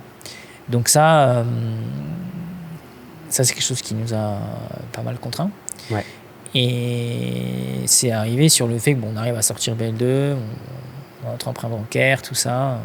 On est quand même dans une phase là, récente, hein, tu vois, on est dans une phase inflationniste et tout, c'est pas GG quoi, tu vois, pour développer des projets. C'était pas évident. Et se passe le truc que BL3, on n'aura pas le. Enfin, on a des retours et on le sent, enfin, le financement il se fait pas quoi. Enfin, on aura du mal à l'avoir quoi. Ouais. Bon, là on se dit ça va être chaud là. Ouais. C'est la merde quoi. Donc, parce qu'à la base, les plans et tout, ce que je dessinais, enfin ce qu'on avait dessiné et tout pour la structure et tout, c'est pas du tout ça quoi. Et ben voilà, pareil, hein, quand t'es un peu. C'est toujours quand t'es au pied du mur, hein, que tu. Je sais pas pourquoi, enfin, je sais pas, moi je pense que ça se passe toujours comme ça. Hein. Donc, je me balade sur le bon coin. Je me balade sur le bon coin parce que je vais sur le bon coin, mais même pas vraiment pour ça. Je regarde pas des fois pour. Là, je regardais pour des prises, pour. Voilà et tout. Et là, je vois une structure d'escalade complète, tu vois, à vendre. Tu peux acheter ça sur le bon coin. Voilà, je dis, mais qu'est-ce qui se passe là? C'est pas possible. Je vois les mètres carrés, je vois les tapis et tout. Je fais, oula, c'est grand et tout. Ouais. Et je me dis, putain, le prix, il est fou. Donc, je regarde si elle peut rentrer, tu vois, dans BL3. Salle, ouais. Voilà, je les appelle. Après, enfin, sur le bon coin, tout ça, tac, tac, on échange. Il n'y a pas tous les plans, mais il y a des plans. Et donc, la structure, elle est à Montreuil-Bellay. Bon, autant te dire, Montreuil-Bellay, on ne sait pas c'est où, tu vois, toi non plus. C'est en Maine-et-Loire, là-bas, à côté de Saumur. Ouais. Et donc, je prends l'avion direct pour Nantes. Je vais voir la structure. La structure, c'est une histoire. Elle est stockée dans des poulaillers, dans des vieux poulaillers désaffectés qui, en fait, étaient désaffectés. Ils sont désaffectés et désinfectés. Ouais, voilà. Et en fait, ils s'en servent de box de stockage. Ouais. C'est stylé de dire que c'était dans un poulailler. Ouais. Parce que c'est vrai que c'est fou, tu t'attends pas à avoir une structure dans un poulailler. Donc là, elles sont rangées mais pas rangées. Tous les panneaux, ils sont mis n'importe comment. Tout, il y a les tapis, il y a tout qui est complet. C'est lunaire. Je fais bon, ok. Bon, attends, je peux pas vraiment tous les vérifier, mais je regarde la qualité des panneaux. Les panneaux sont bons, truc, tout. Je dis, écoutez, je fais une proposition, je pense que ça peut le faire et tout, quoi. Et là, pareil, tu dois prendre des décisions vite, quoi. Ouais. Et là, puis après, j'imagine, tu prends la décision, tu te dis, là, va falloir la ramener maintenant. Après, décision vite, il faut la ramener, quoi. Ouais, puis ça rentre pas dans l'avion tout de suite, j'imagine. Puis ça rentre pas dans l'avion tout de suite, ouais. T'as pas acheté un short, hein, comme il dirait Simon, tu vois. Et donc voilà, et là, tu te retrouves dans un truc. Pareil, complexe, quoi. Parce qu'il y a la théorie, pareil, et il y a la pratique, quoi. C'est-à-dire que là, il va falloir la ramener. Bien sûr, en plus, les choses se font, tu vas la ramener quand? Tu vas la ramener fin avril, début mai. Voilà. Fin avril, début mai, et comme le dit la personne avec qui je travaille pour monter la structure et tout, c'est le pire moment de l'année pour faire voyager des transporteurs. Ok, je savais pas. Donc là, moi non plus, je savais pas, mais je l'ai appris à mes dépens, tu vois. Ouais. Donc là, pour affréter des SMI, il y en avait 3 en tout pour la faire venir à Montpellier. Puis bon, les SMI, il ne faut pas un jour là, un jour là, un jour là. Tu imagines bien qu'il y en a des coups, tu vois. Bien sûr. Donc ça a été un chantier dans le chantier. Ensuite, tu te retrouves là-bas en Maine-et-Loire avec, tu fais comme tu peux. Donc tu prends les intérimaires, tu loues un Fenwick. Ouais. Donc toi, tu prends ton avion, tu arrives là-bas et tu dois la récupérer, la ramener. Le Fenwick, bien sûr, ils t'ont pas livré au bon endroit. Tu te retrouves avec ta petite voiture en train de chercher un Fenwick au milieu des champs. C'est des histoires de fou, quoi. Et puis après, ton premier camion il arrive, tu te dis ouf. Déjà un. Voilà, positivé, quoi. Déjà un. Ouais. Puis après, tu te rends compte qu'il est gentil comme tout et tout, mais ton intérimaire qui va conduire le Fenwick, il sait aussi bien le conduire que toi. Il a juste eu la pochette surprise il y a quelques semaines. Donc là, tu te dis, pour charger un camion, ça va pas être facile, mais en plus, tu en as 3 à charger. Ouais. Voilà, tu pars dans un. Ouais, tu pars dans un délire. Ouais. Tu pars dans un délire de fou, quoi. Ouais. T'as chargé le dernier camion, t'y crois pas. En fait, c'est C'est un peu la suite logique, tu vois, d'une partie, tu vois, aussi de ma vie du début, quoi. Se retrouver avec 3 camions, 3 chauffeurs différents, 3 nationalités différentes. J'ai écouté tout ça. Idem, et tu vois, je me dis, waouh, on n'en finira jamais, quoi. Donc tu dois réconcilier, tu vois, je trouve que c'est souvent ça, tu dois réconcilier des caractères, des visions différentes. Il y en a qui sont positifs, il y en a qui ne le sont pas, ça va pas passer, non. Bien sûr, il te pleut dessus, ça glisse. Ça, je vais pas te faire tous les trucs, bien sûr. C'est une folie, tu te dis, jamais je la ramène la structure, c'est pas possible. Bon. En fin de compte, vous avez réussi. Bien sûr, ça a marché. J'imagine qu'il y a des trucs qui sont passés à Montpellier aussi. Et après, à Montpellier, c'est pareil, la même. T'arrives, bon, déjà, les camions arrivent à Montpellier. Machin. Plein centre-ville. Plein centre-ville, la décharger. Il te faut un Manitou, avec un bras long. Pas si simple, et là pareil, le chauffeur qu'on a, il te dit mais moi j'ai jamais conduit un comme ça. Enfin bon. Là, t'as envie de te rassure bien en plus, c'est bien. Là t'as envie de dire bon on arrête. C'est pas possible. C'est bon. Non, je vais arrêter. S'il vous plaît, je vais arrêter quoi. Bon, les choses ont fait qu'on a réussi à ramener cette structure. Je crois qu'il y avait des photos et tout. Voilà, et puis bon, tu fermes le garage là et tu dis wow. Bon bah ça c'est fait. Ouais. Mais maintenant il va falloir faire la suite quoi. Ouais. Parce que la suite c'est heureusement qu'on est une top équipe et tout, ils ont pu réussir à faire le montage. Mais je sais pas comment ils ont fait un miracle. Hein. Franchement, on a fait un miracle. Comme on a dit, on a fait le miracle 1, on l'a ramené, on l'a rangé là-dedans. Ils ont fait le miracle 2. De tout monter. Ils ont monté tout en combien de temps du coup? Ouais, je crois qu'ils ont mis. Je te vois, maman. Je crois qu'ils ont dû mettre une quinzaine de jours, un peu moins. Ah oui, quand même. C'est efficace, ouais. Pour la partie structure. Hein. Ouais, bien sûr. Après, et bon, ils avaient que des petits plans papier qui n'étaient pas faramineux. Ouais. Et rien n'était rangé, palettisé au même endroit, au truc et tout. Il fallait chercher des aiguilles dans des bottes de foin, quoi, tu vois. Ouais. Donc voilà, c'est une histoire un peu folle. Là, on a quand même une structure qui a été rachetée d'occasion, d'une salle qui était passée, je crois, 2 fois de main en main. On est sur un truc particulier. Ah oui, Izzy. Ouais. Ouais, puis j'imagine qu'elle était là, elle aussi. Ah, Izzy est toujours avec moi. Ouais, toujours là, ouais. Ok. Souvent avec moi. Et pendant ce temps-là, t'avais BL2 du coup qui continuait d'avancer aussi. C'en était où un petit peu parce que. Et BL2, du coup, lui, il est dans. Faut savoir qu'on a monté du coup 2 salles en 9 mois. Ouais. Ça, c'était un peu. Oui, c'est aussi sport. Hein. Ouais, c'était sport, ça. Ouais. On n'a pas des moyens non plus faramineux, quoi. Hein. Ouais. Enfin, on n'est pas un grand groupe national ou autre et tout. Donc, on a monté 2 salles en 9 mois. Et donc, on est toujours dans le développement de BL2, mais qui fait un développement qui était un peu mou quand même. Okay. En fait, il fait un démarrage un peu mou. De par la conjoncture qui n'est pas non plus. C'est vrai, hein, qui n'est pas fou. On pense qu'il y a aussi quand même une tendance et tout ça un petit peu qui est, il faut le dire, baissière sur l'escalade. Ouais. Et donc voilà, pour BL2, c'est sûr qu'on est en train de gérer BL2 et son développement et faire l'ouverture de BL3. Ok. Justement, je vais te poser cette question parce que tu as 2 salles qui se font en 9 mois, 2 salles différentes en termes de localisation, parce qu'en fin de compte, ça forme une triade avec BL1. Je voulais comprendre un petit peu ton raisonnement là-dessus. Comprendre en fait, quand tu vois que ton étude de marché elle est là, qu'elle est bonne, tu le sais. Quand tu vois que tous les travaux, que le modèle économique, que tous les voyages sont en vert, mais paradoxalement, il y a une salle qui va marcher différemment des autres. Comment tu fais pour gérer ce paradoxe entrepreneurial, tu vois, pour garder la tête froide, pour prendre peut-être les bonnes décisions, pour peut-être t'entourer d'autres personnes. Tu vois, il y a forcément des choses qui doivent se passer, quoi. J'imagine que si ça marche pas sur papier comme ça l'était, on va pas faire l'autruche. Surtout au vu de ce que tu nous expliques, où tu as un caractère de non, il faut qu'on trouve une solution. Est-ce qu'on repart sur un combat? Est-ce qu'on fait autre chose? Déjà, tu essaies de te réadapter le plus vite possible à la situation que tu as devant toi, quoi. Ça, c'est le truc, voilà, tout le temps, il faut essayer de se réadapter. C'est beaucoup ça, quand même. Ouais. Tu dois... Parce qu'en fait, on fait un métier où il n'est pas linéaire, quoi. On ne sait pas ce qu'il va y avoir demain. Alors, malheureusement... Puis surtout ces temps-ci, comme on le disait ce matin... Malheureusement, l'actualité aujourd'hui, elle plaide pour ce que je viens de dire, quoi. Ouais. Mais voilà, on ne sait pas ce qu'il va y avoir demain.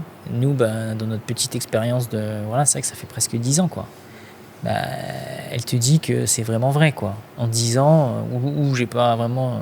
je pense que j'ai pas... Voilà, je pense pas que j'ai l'âge commun, tu vois. Mais dans les 10 dernières années, quand même, le monde, il a évolué à une vitesse. Je pense qu'on est en train de cocher toutes les petites phrases qui sont dans les contrats d'assurance que tout le monde pense qu'on les regarde pas, qu'elles servent à rien, tu vois. Ouais, c'est clair, que tu les coches là. Donc, tu sais, les trucs, pandémie mondiale, guerre, nani, nana, tu dis, oui, non, mais ça n'existe pas. Ouais, là, tu vois, si, tu vois. Si, on est dedans, tu vois. Donc, par rapport à ça, t'as pas... tu te réadaptes, tu te rends compte que tu te réadaptes très très vite. Donc là, BL2 fait pas le démarrage qu'on veut, truc et tout, on se réadapte, on réadapte les équipes, on réadapte.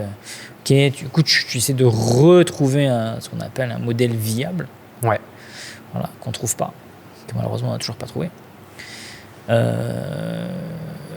Et donc tu essaies d'aller au plus vite pour ça. Et puis après, tu essaies de dynamiser sur certains points et tu essaies de garder la tête froide en te disant, écoute, de toute façon. Il faut aussi s'en remettre à des choses que tu peux pas éviter. Et il y a des choses que tu peux... Alors, pas dans la spiritualité, mais il y a des choses que tu peux faire, que tu peux modifier, et il y a des choses que tu peux pas. Il y a des choses que tu peux pas, à un moment donné, tu peux pas, quoi. Moi, il y a des choses sur lesquelles, j'avoue, aujourd'hui, je peux pas influer, quoi. Ouais. Et je sais que ça a un impact pour nos activités. Ouais, derrière. Ouais. Mais je peux pas influer dessus. Et aujourd'hui, les conséquences, justement, un petit peu de cette conjoncture, de tout ce qui s'est passé, comme tu l'as dit, les 10 dernières années, ça va être quoi ? Est-ce qu'aujourd'hui on garde le navire intact ou est-ce qu'il a pris des pocs à droite à gauche ? Est-ce qu'on a perdu des choses ? Est-ce qu'on en a gagné aussi peut-être ? Qu'est-ce que tu peux nous dire de cette actualité à l'heure actuelle ? Nous, l'actualité à l'heure actuelle, c'est qu'on est dans une phase compliquée au sens général des choses. Je crois que mon chien le sent en plus. Là. Ouais, c'est clair, il est en train de te. Tu veux qu'on fasse une pause peut-être ? Elle est trop forte. Non, vas-y, on va enchaîner. Et on est dans une phase, de nouveau, dans une phase compliquée. Elle veut répondre. Tu peux répondre, je sais, de ouf. Et donc, la phase compliquée dans laquelle on est, c'est que là, l'été dernier, on a dû, entre guillemets, comme je dis un petit peu, on a dû mettre le genou à terre, on l'a choisi. Donc, on est en train d'une phase. Voilà, où il faut qu'on arrive à trouver une rentabilité et réalité économique par rapport aussi à la réalité du monde d'aujourd'hui. Et ça, c'est la réalité en face, il faut s'y adapter.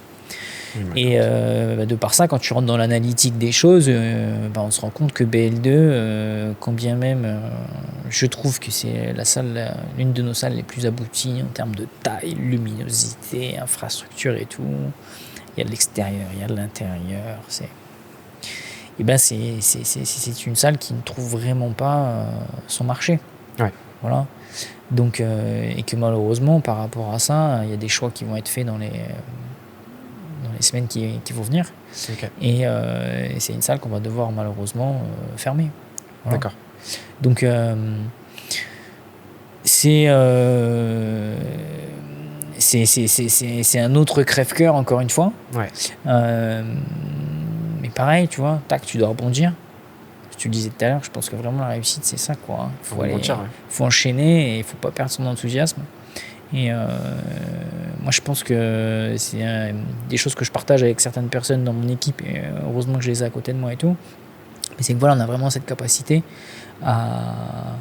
Quand il y a des choses qui ne sont pas forcément positives qui se passent autour de nous, avec nous, on essaie de se river sur la prochaine chose positive qui pourrait nous arriver. Donc nous, maintenant, les choses positives sur lesquelles il faut qu'on rebondisse, c'est BL1, BL3, la capacité qu'on peut avoir à les redévelopper et ce qu'on va pouvoir proposer pour nos clients. Clairement, aujourd'hui, ce choix, il est fait aussi pour permettre de préserver l'entièreté. Oui. L'entièreté, c'est-à-dire qu'aujourd'hui, il ne faut pas aller s'entasser dans un ego ou autre. C'est exactement là où je voulais t'en aller. Parce qu'aujourd'hui, on ne peut pas accepter, on ne pourrait pas accepter que tu vas prendre un peu une défaite, c'est ça. Sur BL2, il faut savoir faire un pas de retrait. Ouais. Et donc, on va devoir faire un pas de retrait sur BL2 à Euromédecine. Ouais. Et je pense que c'est pour mieux revenir. Ouais. Et c'est aussi pour pouvoir proposer à nos clients, notamment nos clients qui étaient peut-être exclusivement ou qui avaient pris un carnet, une carte de 10 à BL2 et tout, une continuité. Et bien sûr, on va leur proposer la continuité dans le sens où ils vont pouvoir grimper à BL1 pour le coup, ou même à BL3. On va pas... Voilà, idem pour les abonnements et autres. Et puis, pareil pour les abonnements. Donc, s'ils le souhaitent, ils pourront résilier, ils pourront s'arrêter maintenant. On est désolé pour eux et tout, mais il ne faut pas aller dans un jusqu'au boutisme qui fasse que... prendre le risque de tout perdre, quoi. Qui fasse que BL1 et BL3 risquent d'être vraiment en situation délicate. Donc oui, énième situation pas sympa. Oui. Mais une situation sur laquelle aujourd'hui, avec rien n'arrive par hasard, les 10 ans d'expérience que tu as vécu, les années folles, c'est clair, d'entrepreneuriat que tu as vécu, je suis persuadé qu'aujourd'hui, elles t'aident déjà, elles vont continuer de t'aider. Puis il y a aussi un truc, tu vois, moi que je trouve, et je dis pas ça, je sais que tu as du mal avec les compliments et tout, mais je te l'ai déjà dit en off, mais la lucidité que tu as, tu vois, vas-y, regarde la tête froide, tu m'as dit plusieurs fois, mais si je serre, ça va mener à rien. Je trouve ça fort, tu vois. Et ça, c'est aussi un truc. Il faut pas serrer, hein. Faut pas serrer dans cette tête. J'imagine que sinon, tu perds complètement contrôle et tu vas là où tu veux pas aller. Mais voilà, aujourd'hui, c'est cette lucidité que tu as, bravo. Et j'espère vraiment, et je pense que ce sera la direction, mais en tout cas, Boulder continuera d'exister. Ouais. De toute façon, je pense que les salles, elles vont continuer d'exister. Boulder ou non, elles continueront d'exister. Voilà, parce qu'elles ont un ancrage qui est. Même pour BL3, on le voit dans son démarrage, il est bien meilleur que le démarrage de BL2. Leur ancrage est bon. Et quand tu as un ancrage qui est bon, c'est quand même plus facile, tu vois. Donc, voilà, je pense que BL2 est... Pareil, si vraiment je devrais en faire un petit peu une analyse, il est dans un timing qui n'est pas super. Lié dans une zone où, en fait, aujourd'hui, conjoncturellement, c'est une zone qui est complexe à travailler. Et donc voilà, je pense qu'on aura pas mal appris aussi là sur BL2. Donc voilà, on va faire un pas de retrait et on va redémarrer sur le reste. Cette lucidité, cet apprentissage que tu as eu avec B1, BL2 et BL3 du coup.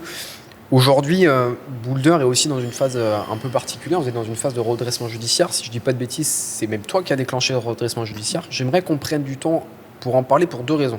Déjà, la première, c'est qu'aujourd'hui en France, en tout cas c'est la sensation que j'ai, quand on entend le mot redressement judiciaire, on entend voilà, voyant rouge partout, etc. C'est catastrophique, le patron va partir dans 3 mois avec tous les sous et mettre tout le monde sur le carreau. Sauf que la réalité, elle n'est pas comme ça. Hein. Je connais très peu de gens qui sont dans cette direction-là. Je sais que tu n'en fais pas du tout partie. Un redressement judiciaire, au contraire, lancé au bon moment, peut littéralement sauver ton entreprise. Alors ça te met dans une situation qui est très particulière, parce que du coup, comme tu le dis très bien, c'est un round tous les mois, toutes les semaines, pour prouver que tu peux continuer de tenir bon, etc. Mais j'ai vraiment envie qu'on revienne là-dessus parce que ça fait partie aussi de l'entrepreneuriat. Tu as fait partie des gens qui me l'ont dit. Il y a d'autres personnes qu'on a croisées aussi dans notre entourage qui nous l'ont dit. Un redressement judiciaire au bon moment, non seulement peut te sauver, mais en plus peut te repropulser derrière si les choses sont bien faites parce que tu peux apprendre plein de choses. Comment toi, ce redressement judiciaire, tu as décidé de l'emmener? Parce que j'imagine qu'en termes d'ego et de perso, ça doit être pas facile, tu vois. De dire ok, j'y vais, ok, je mets mon ego de côté et de nouveaux combats. La question est longue. La question est longue. Il faut que moi déjà, je le prends personnellement, je le prends pas mal, et ce qui fait que je pense que j'arrive à bien l'amener. Et donc on va revenir sur. Moi j'ai déjà vécu une période comme ça et compliquée avec, comme on a parlé tout à l'heure, avec Barry et Piccolo Barry. Donc pareil, tu vois, quand tu t'arrives des situations compliquées comme ça, il y a 2 solutions: soit tu te mets assis et tu pleures. Bon, des fois ça t'arrive et il faut le faire. Mais c'est surtout ce que tu fais après qui est important. Donc, ce que tu fais après, c'est que tu dis, voilà, qu'est-ce que j'en ai appris, comment je peux le mener.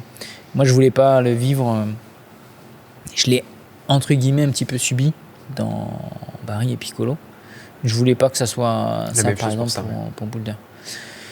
Donc là, tu vois, je pèse un petit peu le pour et contre et je me dis, bon, ok, là j'ai ça et ça. J'ai appris vraiment dans le moment qui m'est arrivé,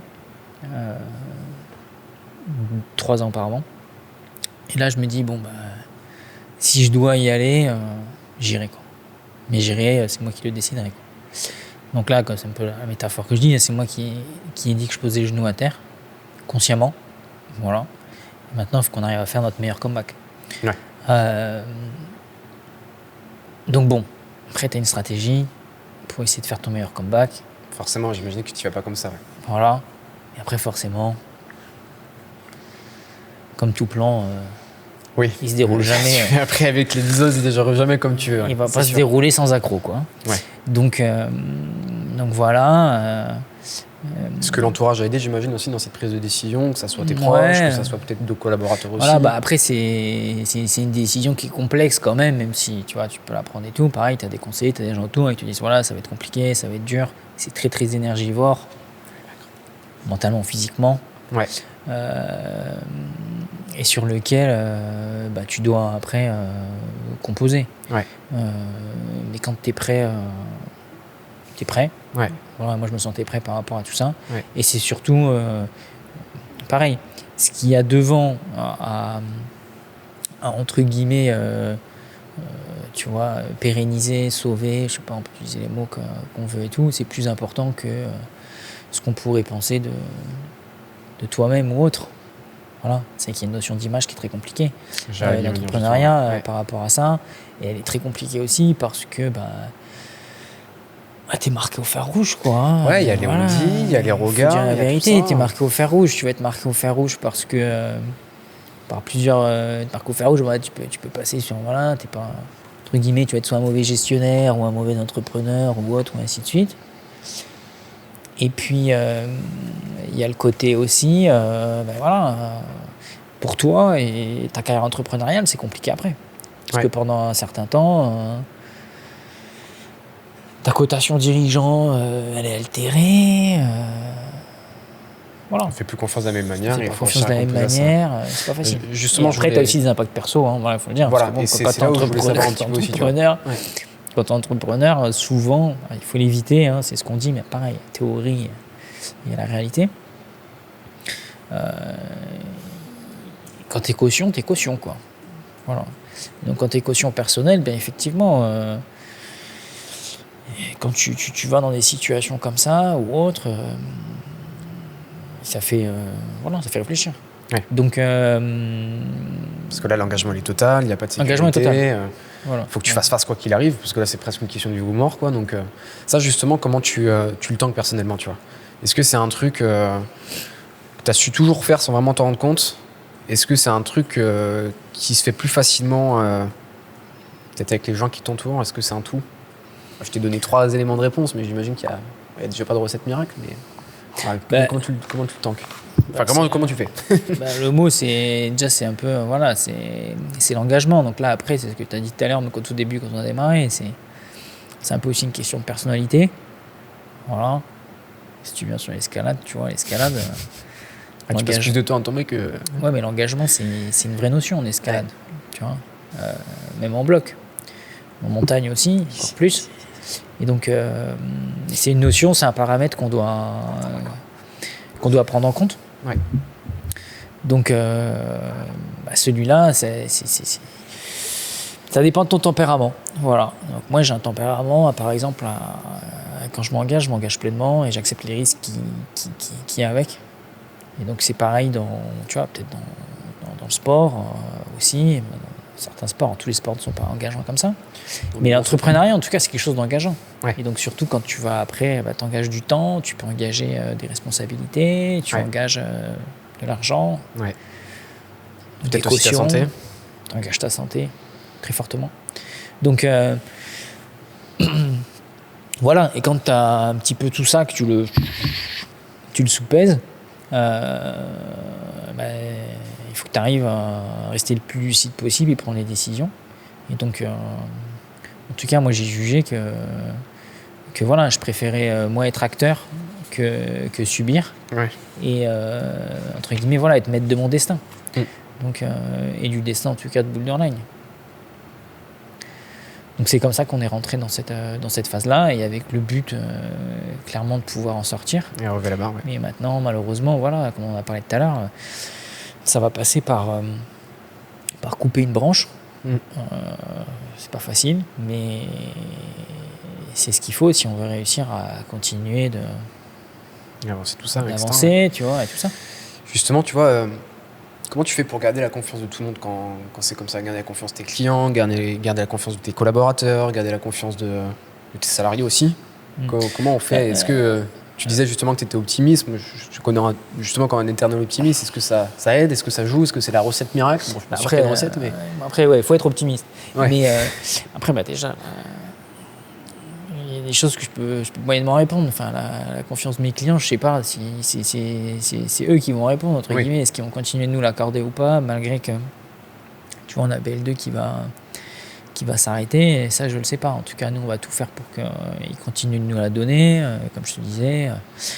Voilà, ils vont pouvoir naviguer dans BL1 ou BL3 avec, pour ceux qui avaient des cartes de 10, pour ceux qui avaient des abonnements, bien sûr, ils auront la possibilité, s'ils le souhaitent, qu'ils avaient souscrit à BL2, mais comme c'est partout, de résilier pour qu'ils puissent être désengagés. Voilà. Ouais. Comment on va essayer de tout faire pour que ce soit le plus fluide possible pour tout le monde. Et après, pour tes collaborateurs, t'essaies de faire au mieux, quoi. Donc, en fait, c'est très compliqué avec les collaborateurs parce que y a autant de visions qu'il y a de collaborateurs. Et c'est normal. Oui. Chacun a la sienne. Bien sûr. Chacun a... Alors, bien sûr, il y a des visions communes. Mais chacun a sa vie, a les contraintes de sa vie, dans le contexte actuel. Certains ont des enfants, d'autres n'en ont pas. Tu vois, on a tous des charges de famille et tout. Bien sûr. Donc, c'est un peu plus complexe. Les collaborateurs, là, pareil, essayer d'unir tout le monde et réconcilier tout le monde par rapport à ça, c'est ce qui te fait presque le plus souci, tu vois. Ouais. Voilà. Et puis, après, tu essaies déjà, toi, de... entre guillemets, te montrer le plus exemplaire possible. Ouais. Voilà. Donc nous, ce qu'on a essayé de faire déjà, c'est de commencer par ce que j'appellerais le commencement. Et le commencement, si tu commences pas par tes collaborateurs, tu commences par tout ce qu'il y a autour, dans le fait de redessiner, tu vois. Il y en a qui disent redimensionner, mais moi je trouve que c'est redessiner. Tu dois redessiner ton entreprise. Voilà, tu dois recommencer, lui donner une nouvelle forme, un nouvel axe stratégique, pour pouvoir, tu vois, repartir dans cette nouvelle réalité, qui est la réalité qu'en ce moment, beaucoup de choses ont changé, les consommations ont changé, et donc notre outil doit changer aussi. Et malheureusement, c'est pour ça qu'il y a des outils qui vont mourir, parce qu'ils ne sont plus appropriés, soit au lieu, soit aux manières de consommation. Mais c'est comme ça, c'est la vie. Elle se renouvelle, tu vois. Donc, par rapport à ça, voilà, c'est plus compliqué. Donc, nous, on a choisi quand même de le faire plus sur l'entreprise, déjà, dans un premier temps. Après aussi, on a essayé de faire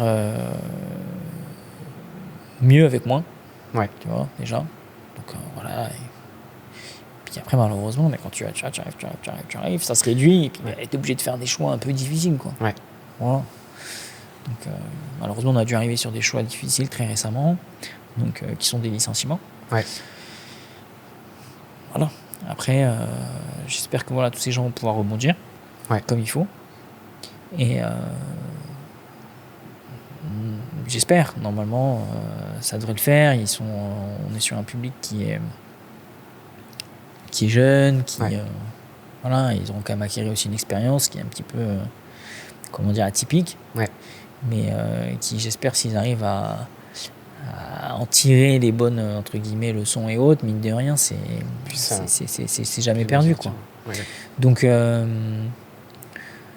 voilà, les collaborateurs, ça reste le sujet le plus délicat, je pense, dans ces situations, tout le temps, parce que quand le bien commun, il doit primer sur les individualités, c'est jamais facile. C'est jamais facile. Et le bien commun, on a tous des individualités, et là, des fois, c'est pas facile, quoi. Ils sont pas prêts, c'est très compliqué, quoi. Réussir à trouver l'équilibre est rarement facile, et puis j'imagine, comme tu dis, réussir à trouver une solution pour tout le monde. Parce que le bien commun, c'est que, par exemple, tu vois, les salles continuent de vivre. On est conscient que les 3 ne pourront pas. C'est le bien commun. Le but, c'est qu'il y ait des salles qui vivent. Mais si on n'est que 2 sur 3, tout le monde va être d'accord. Ouais. Et malheureusement, tu vois, il y a des individualités qui vont... Bah, oui. Ouais. C'est horrible. Mm. C'est horrible. Donc c'est ce fameux truc, tu vois, qui est complexe, quoi. Ouais, je comprends. Donc ça, c'est des passages difficiles, ça. Ouais, j'imagine que c'était pas non plus des choses auxquelles tu t'attendais. Pour le coup. Non, c'était pas dans la stratégie qu'on avait cet j'imagine, été. ouais. Mais malheureusement, dans la stratégie de cet été, et puis maintenant, ça s'est pas du tout passé Ouais, comme comme je t'avais prévu. dessiné, quoi. Donc du coup, tu t'adaptes. Ouais, tu t'adaptes et puis tu vois. Tu t'adaptes, on doit continuer à réussir d'avancer. Entre-temps, bien sûr, on a eu quand même,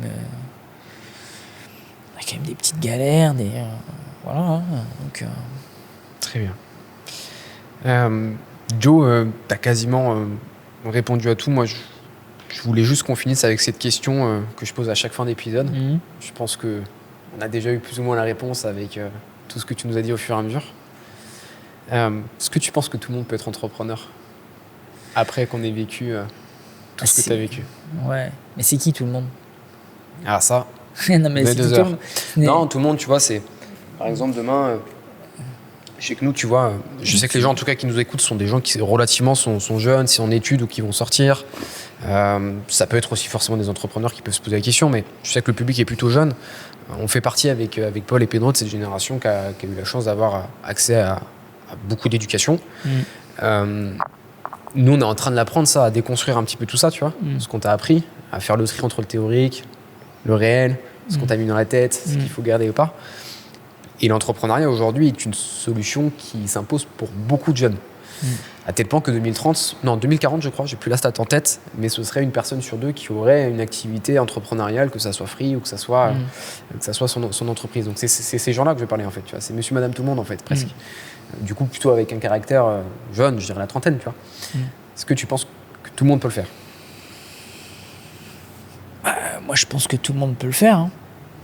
Voilà, maintenant... Est-ce que derrière, ça va se concrétiser par ce qu'ils auront réellement imaginé de ça? C'est là que c'est différent.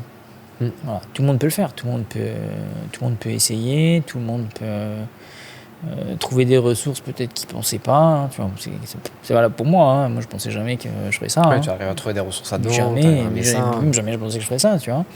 Donc, tout le monde peut le faire. Peut-être même plus aujourd'hui qu'avant, parce que l'accès à la connaissance, tu vois, comme par exemple des podcasts comme ça ou autres et tout, il est... Bon, après, il est beaucoup tu dis ça, mais il faut aussi nuancer tout ce que je raconte, tout ce que je dis, etc. Il faut que les gens prennent aussi le parti, tu vois, parce que c'est bien d'avoir accès à l'éducation, je me permets d'en rebondir sur ça, mais aussi, paradoxalement, on est dans une société où il y a de moins en moins de nuances. Ouais. Sans prendre le parti pris de aucun parti politique, mais aujourd'hui, voilà, avec les réseaux, on va favoriser les groupes, favoriser... aussi un petit peu l'individualisme. Donc oui, on a plus de connaissances, enfin en tout cas plus facilement accès à la connaissance. Est-ce qu'on arrive à rien la traiter? Là est la question. Ouais. Après, voilà, il n'y a que quand ils vont être dedans, je sais pas, pour ton public qui écoute le podcast ou quoi et tout, qui le sauront en fait. Ouais. Tout le monde, moi je dirais que tout le monde peut l'être, parce que tout le monde peut essayer ça. Mais il n'y a que quand ils vont être dedans qu'ils le sauront. Tu auras la réponse. Voilà. Ok. La réponse, on l'a. Pour moi, la réponse, on l'a là, quoi. Ouais. C'est comme si, je sais pas. Est-ce que tout le monde peut courir, je sais pas, le marathon, tu vois, c'est ça qui me vient. Ouais. J'ai envie de te dire, oui, si tu as une santé un peu, voilà, minimum et tout est bien, oui, tu t'entraînes, tu vas pouvoir y arriver. Ouais. Donc, mais bon, là, on va faire une supposition. On va dire, tu vas pouvoir y arriver. Mais il n'y a que quand tu vas être dedans et que tu vas le faire, que tu vas un peu te découvrir et que tu vas voir si tu peux réellement le faire. Mais je pense que pour l'entrepreneuriat, c'est un peu pareil. Ouais. Mais... Est-ce que tu aurais des conseils à donner justement aux gens par rapport à tout ce que tu as appris? Je sais pas, peut-être se référer à ses valeurs, bien s'entourer. Après, on va revenir sur les basiques. Effectivement, ceux-là, ils sont hyper importants. Bien s'entourer, c'est hyper important. C'est les grands fondamentaux, ça, je pense. Croire en ses valeurs, oui, c'est important aussi, hein, vraiment, c'est très, très, très important même. Ouais. Voilà. Et puis, il y avait quoi que tu m'as dit là? Dans tous les exemples que je t'ai cités? Ouais, attends, tu m'as dit... Je t'ai cité valeurs, je t'ai cité entourage, peut-être optimiste, je sais plus exactement. Après, je ne vais pas te donner non plus. J'ai pas tant d'expérience, tu vois. Et moi, j'avoue que la question, elle est pour moi aussi, là. Ouais. En fait, tu as plusieurs styles d'entrepreneur, moi, je pense aussi. Ouais. Moi, c'est quelque chose qu'on m'a déjà dit. Il y a Edith, justement, une première invitée qui m'avait dit ça aussi. Moi, t'as plein de formes j'y d'entrepreneuriat différentes, Ouais, t'as plein de voies différentes. C'est pour ça que je pense que tout le monde peut. En fait, c'est qu'il faudra qu'ils trouvent un petit peu leur Leur voie. Voilà. Mais globalement, quand même, après, quand on entreprend, disons qu'il faut un certain tempérament quand même. Voilà.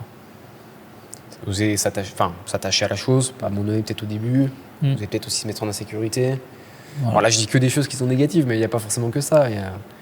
J'imagine le partage aussi. Tu t'as peut-être rencontré. Après, voilà, c'est pour ça que ça va aussi dépendre du type d'entrepreneuriat, mais ça, c'est quelque chose qui est important, tu vois, de vouloir effectivement partager. Après, c'est un milieu où on apprend beaucoup. Ouais. En fait, le paradoxe, c'est qu'on apprend beaucoup et puis il y a un peu, on va pas rentrer dedans, tu vois, mais il y a un peu une psychanalyse, quoi, tu vois. T'apprends aussi beaucoup sur toi, quoi. Ouais. Donc, il faut aussi être prêt, voilà. Faut être prêt à faire un voyage intérieur, je pense aussi. Ok. Voilà. Le spiritisme. Ouais, faut voir un petit voyage intérieur quand tu vas aller dans des endroits où Tu pensais pas aller. tu pensais pas aller, quoi. Donc, parce qu'il est sûr qu'il y a des choses qui vont t'arriver, quoi. Okay. Donc être curieux aussi un petit peu. Ouais, faut être curieux. Ok. Voilà. Bon, mais écoute, je pense qu'on a fait le tour. Est-ce qu'il y a d'autres sujets peut-être que tu veux évoquer, des choses sur lesquelles revenir? Non, moi c'était un plaisir. Hein. Ouais. Vraiment, ça a été comme premier exercice. Ouais, super. Bon, après, t'as déjà un peu triché à la radio. Tu t'étais très bien débrouillé aussi. Ouais, la radio. Non, mais j'ai fait la radio une fois, ouais. Ouais. C'était bien débrouillé. Hein. Ouais. C'était bien débrouillé. Et puis avec toutes les histoires que t'as. On me pose des questions souvent, voilà. Disons. Ouais, tu sais amener les choses. Bon, merci beaucoup en tout cas, Jonathan, super, merci pour Joe, pour ton accueil, pour le temps que tu nous as accordé, parce que là, il est tard. On a filmé à 22h, il était quand même à BL3, donc merci beaucoup. Merci aussi encore aux garçons qui sont juste derrière la caméra pour pouvoir assurer justement cette qualité d'enregistrement. Ça me permet de vraiment me soulager, de me concentrer plus. J'aimerais remercier aussi une de tes collaboratrices, Clara Chaperon, qui m'a aidé justement à rédiger un petit peu cette interview, ce podcast, ces questions pour être un petit peu dans le juste, pour... voilà, et on a tout eu, tu t'es très bien débrouillé, donc merci aussi Clara pour ton travail. Vous pouvez du coup forcément retrouver le lien de Boulderline en description, boulderline.fr. Vous pourrez trouver du coup toutes les informations vis-à-vis des salles, vis-à-vis des abonnements, des cartes de 10, etc. Vous pouvez aussi bien sûr retrouver ce podcast sur Apple Podcasts, Deezer et Spotify, et vous pouvez retrouver l'intégralité de cette vidéo-là sur YouTube. Vous aurez normalement aussi la vidéo YouTube sur Spotify, donc en fonction de là où vous êtes, à vous de voir ce que vous voulez faire. Et puis surtout, si vous voulez nous soutenir, vous pouvez bien sûr partager cet épisode, que ça soit sur LinkedIn, ça peut être une bonne idée, que ça soit aussi sur Instagram, YouTube, bref, je vous laisse faire. Et puis bien sûr un soutien avec un commentaire, un like ou même les 5 étoiles sur ces plateformes-là nous aiderait du coup dans le référencement pour avoir un petit peu plus de visibilité et du coup des discours comme tu tiens soient un peu plus écoutés. Je pense qu'il y a beaucoup de choses, beaucoup de bonnes choses que tu nous as dit qui sont intéressantes, qui sortent un petit peu des podcasts entrepreneuriaux classiques qu'on peut avoir. Et donc voilà, à vous de jouer maintenant pour nous pousser ce contenu le plus loin possible. Merci tout le monde. Merci beaucoup. C'était une fin de tournage. Bravo, on peut s'applaudir. Et en plus, tu disais que t'es là tout le monde. Tu nous as mis des poils partout.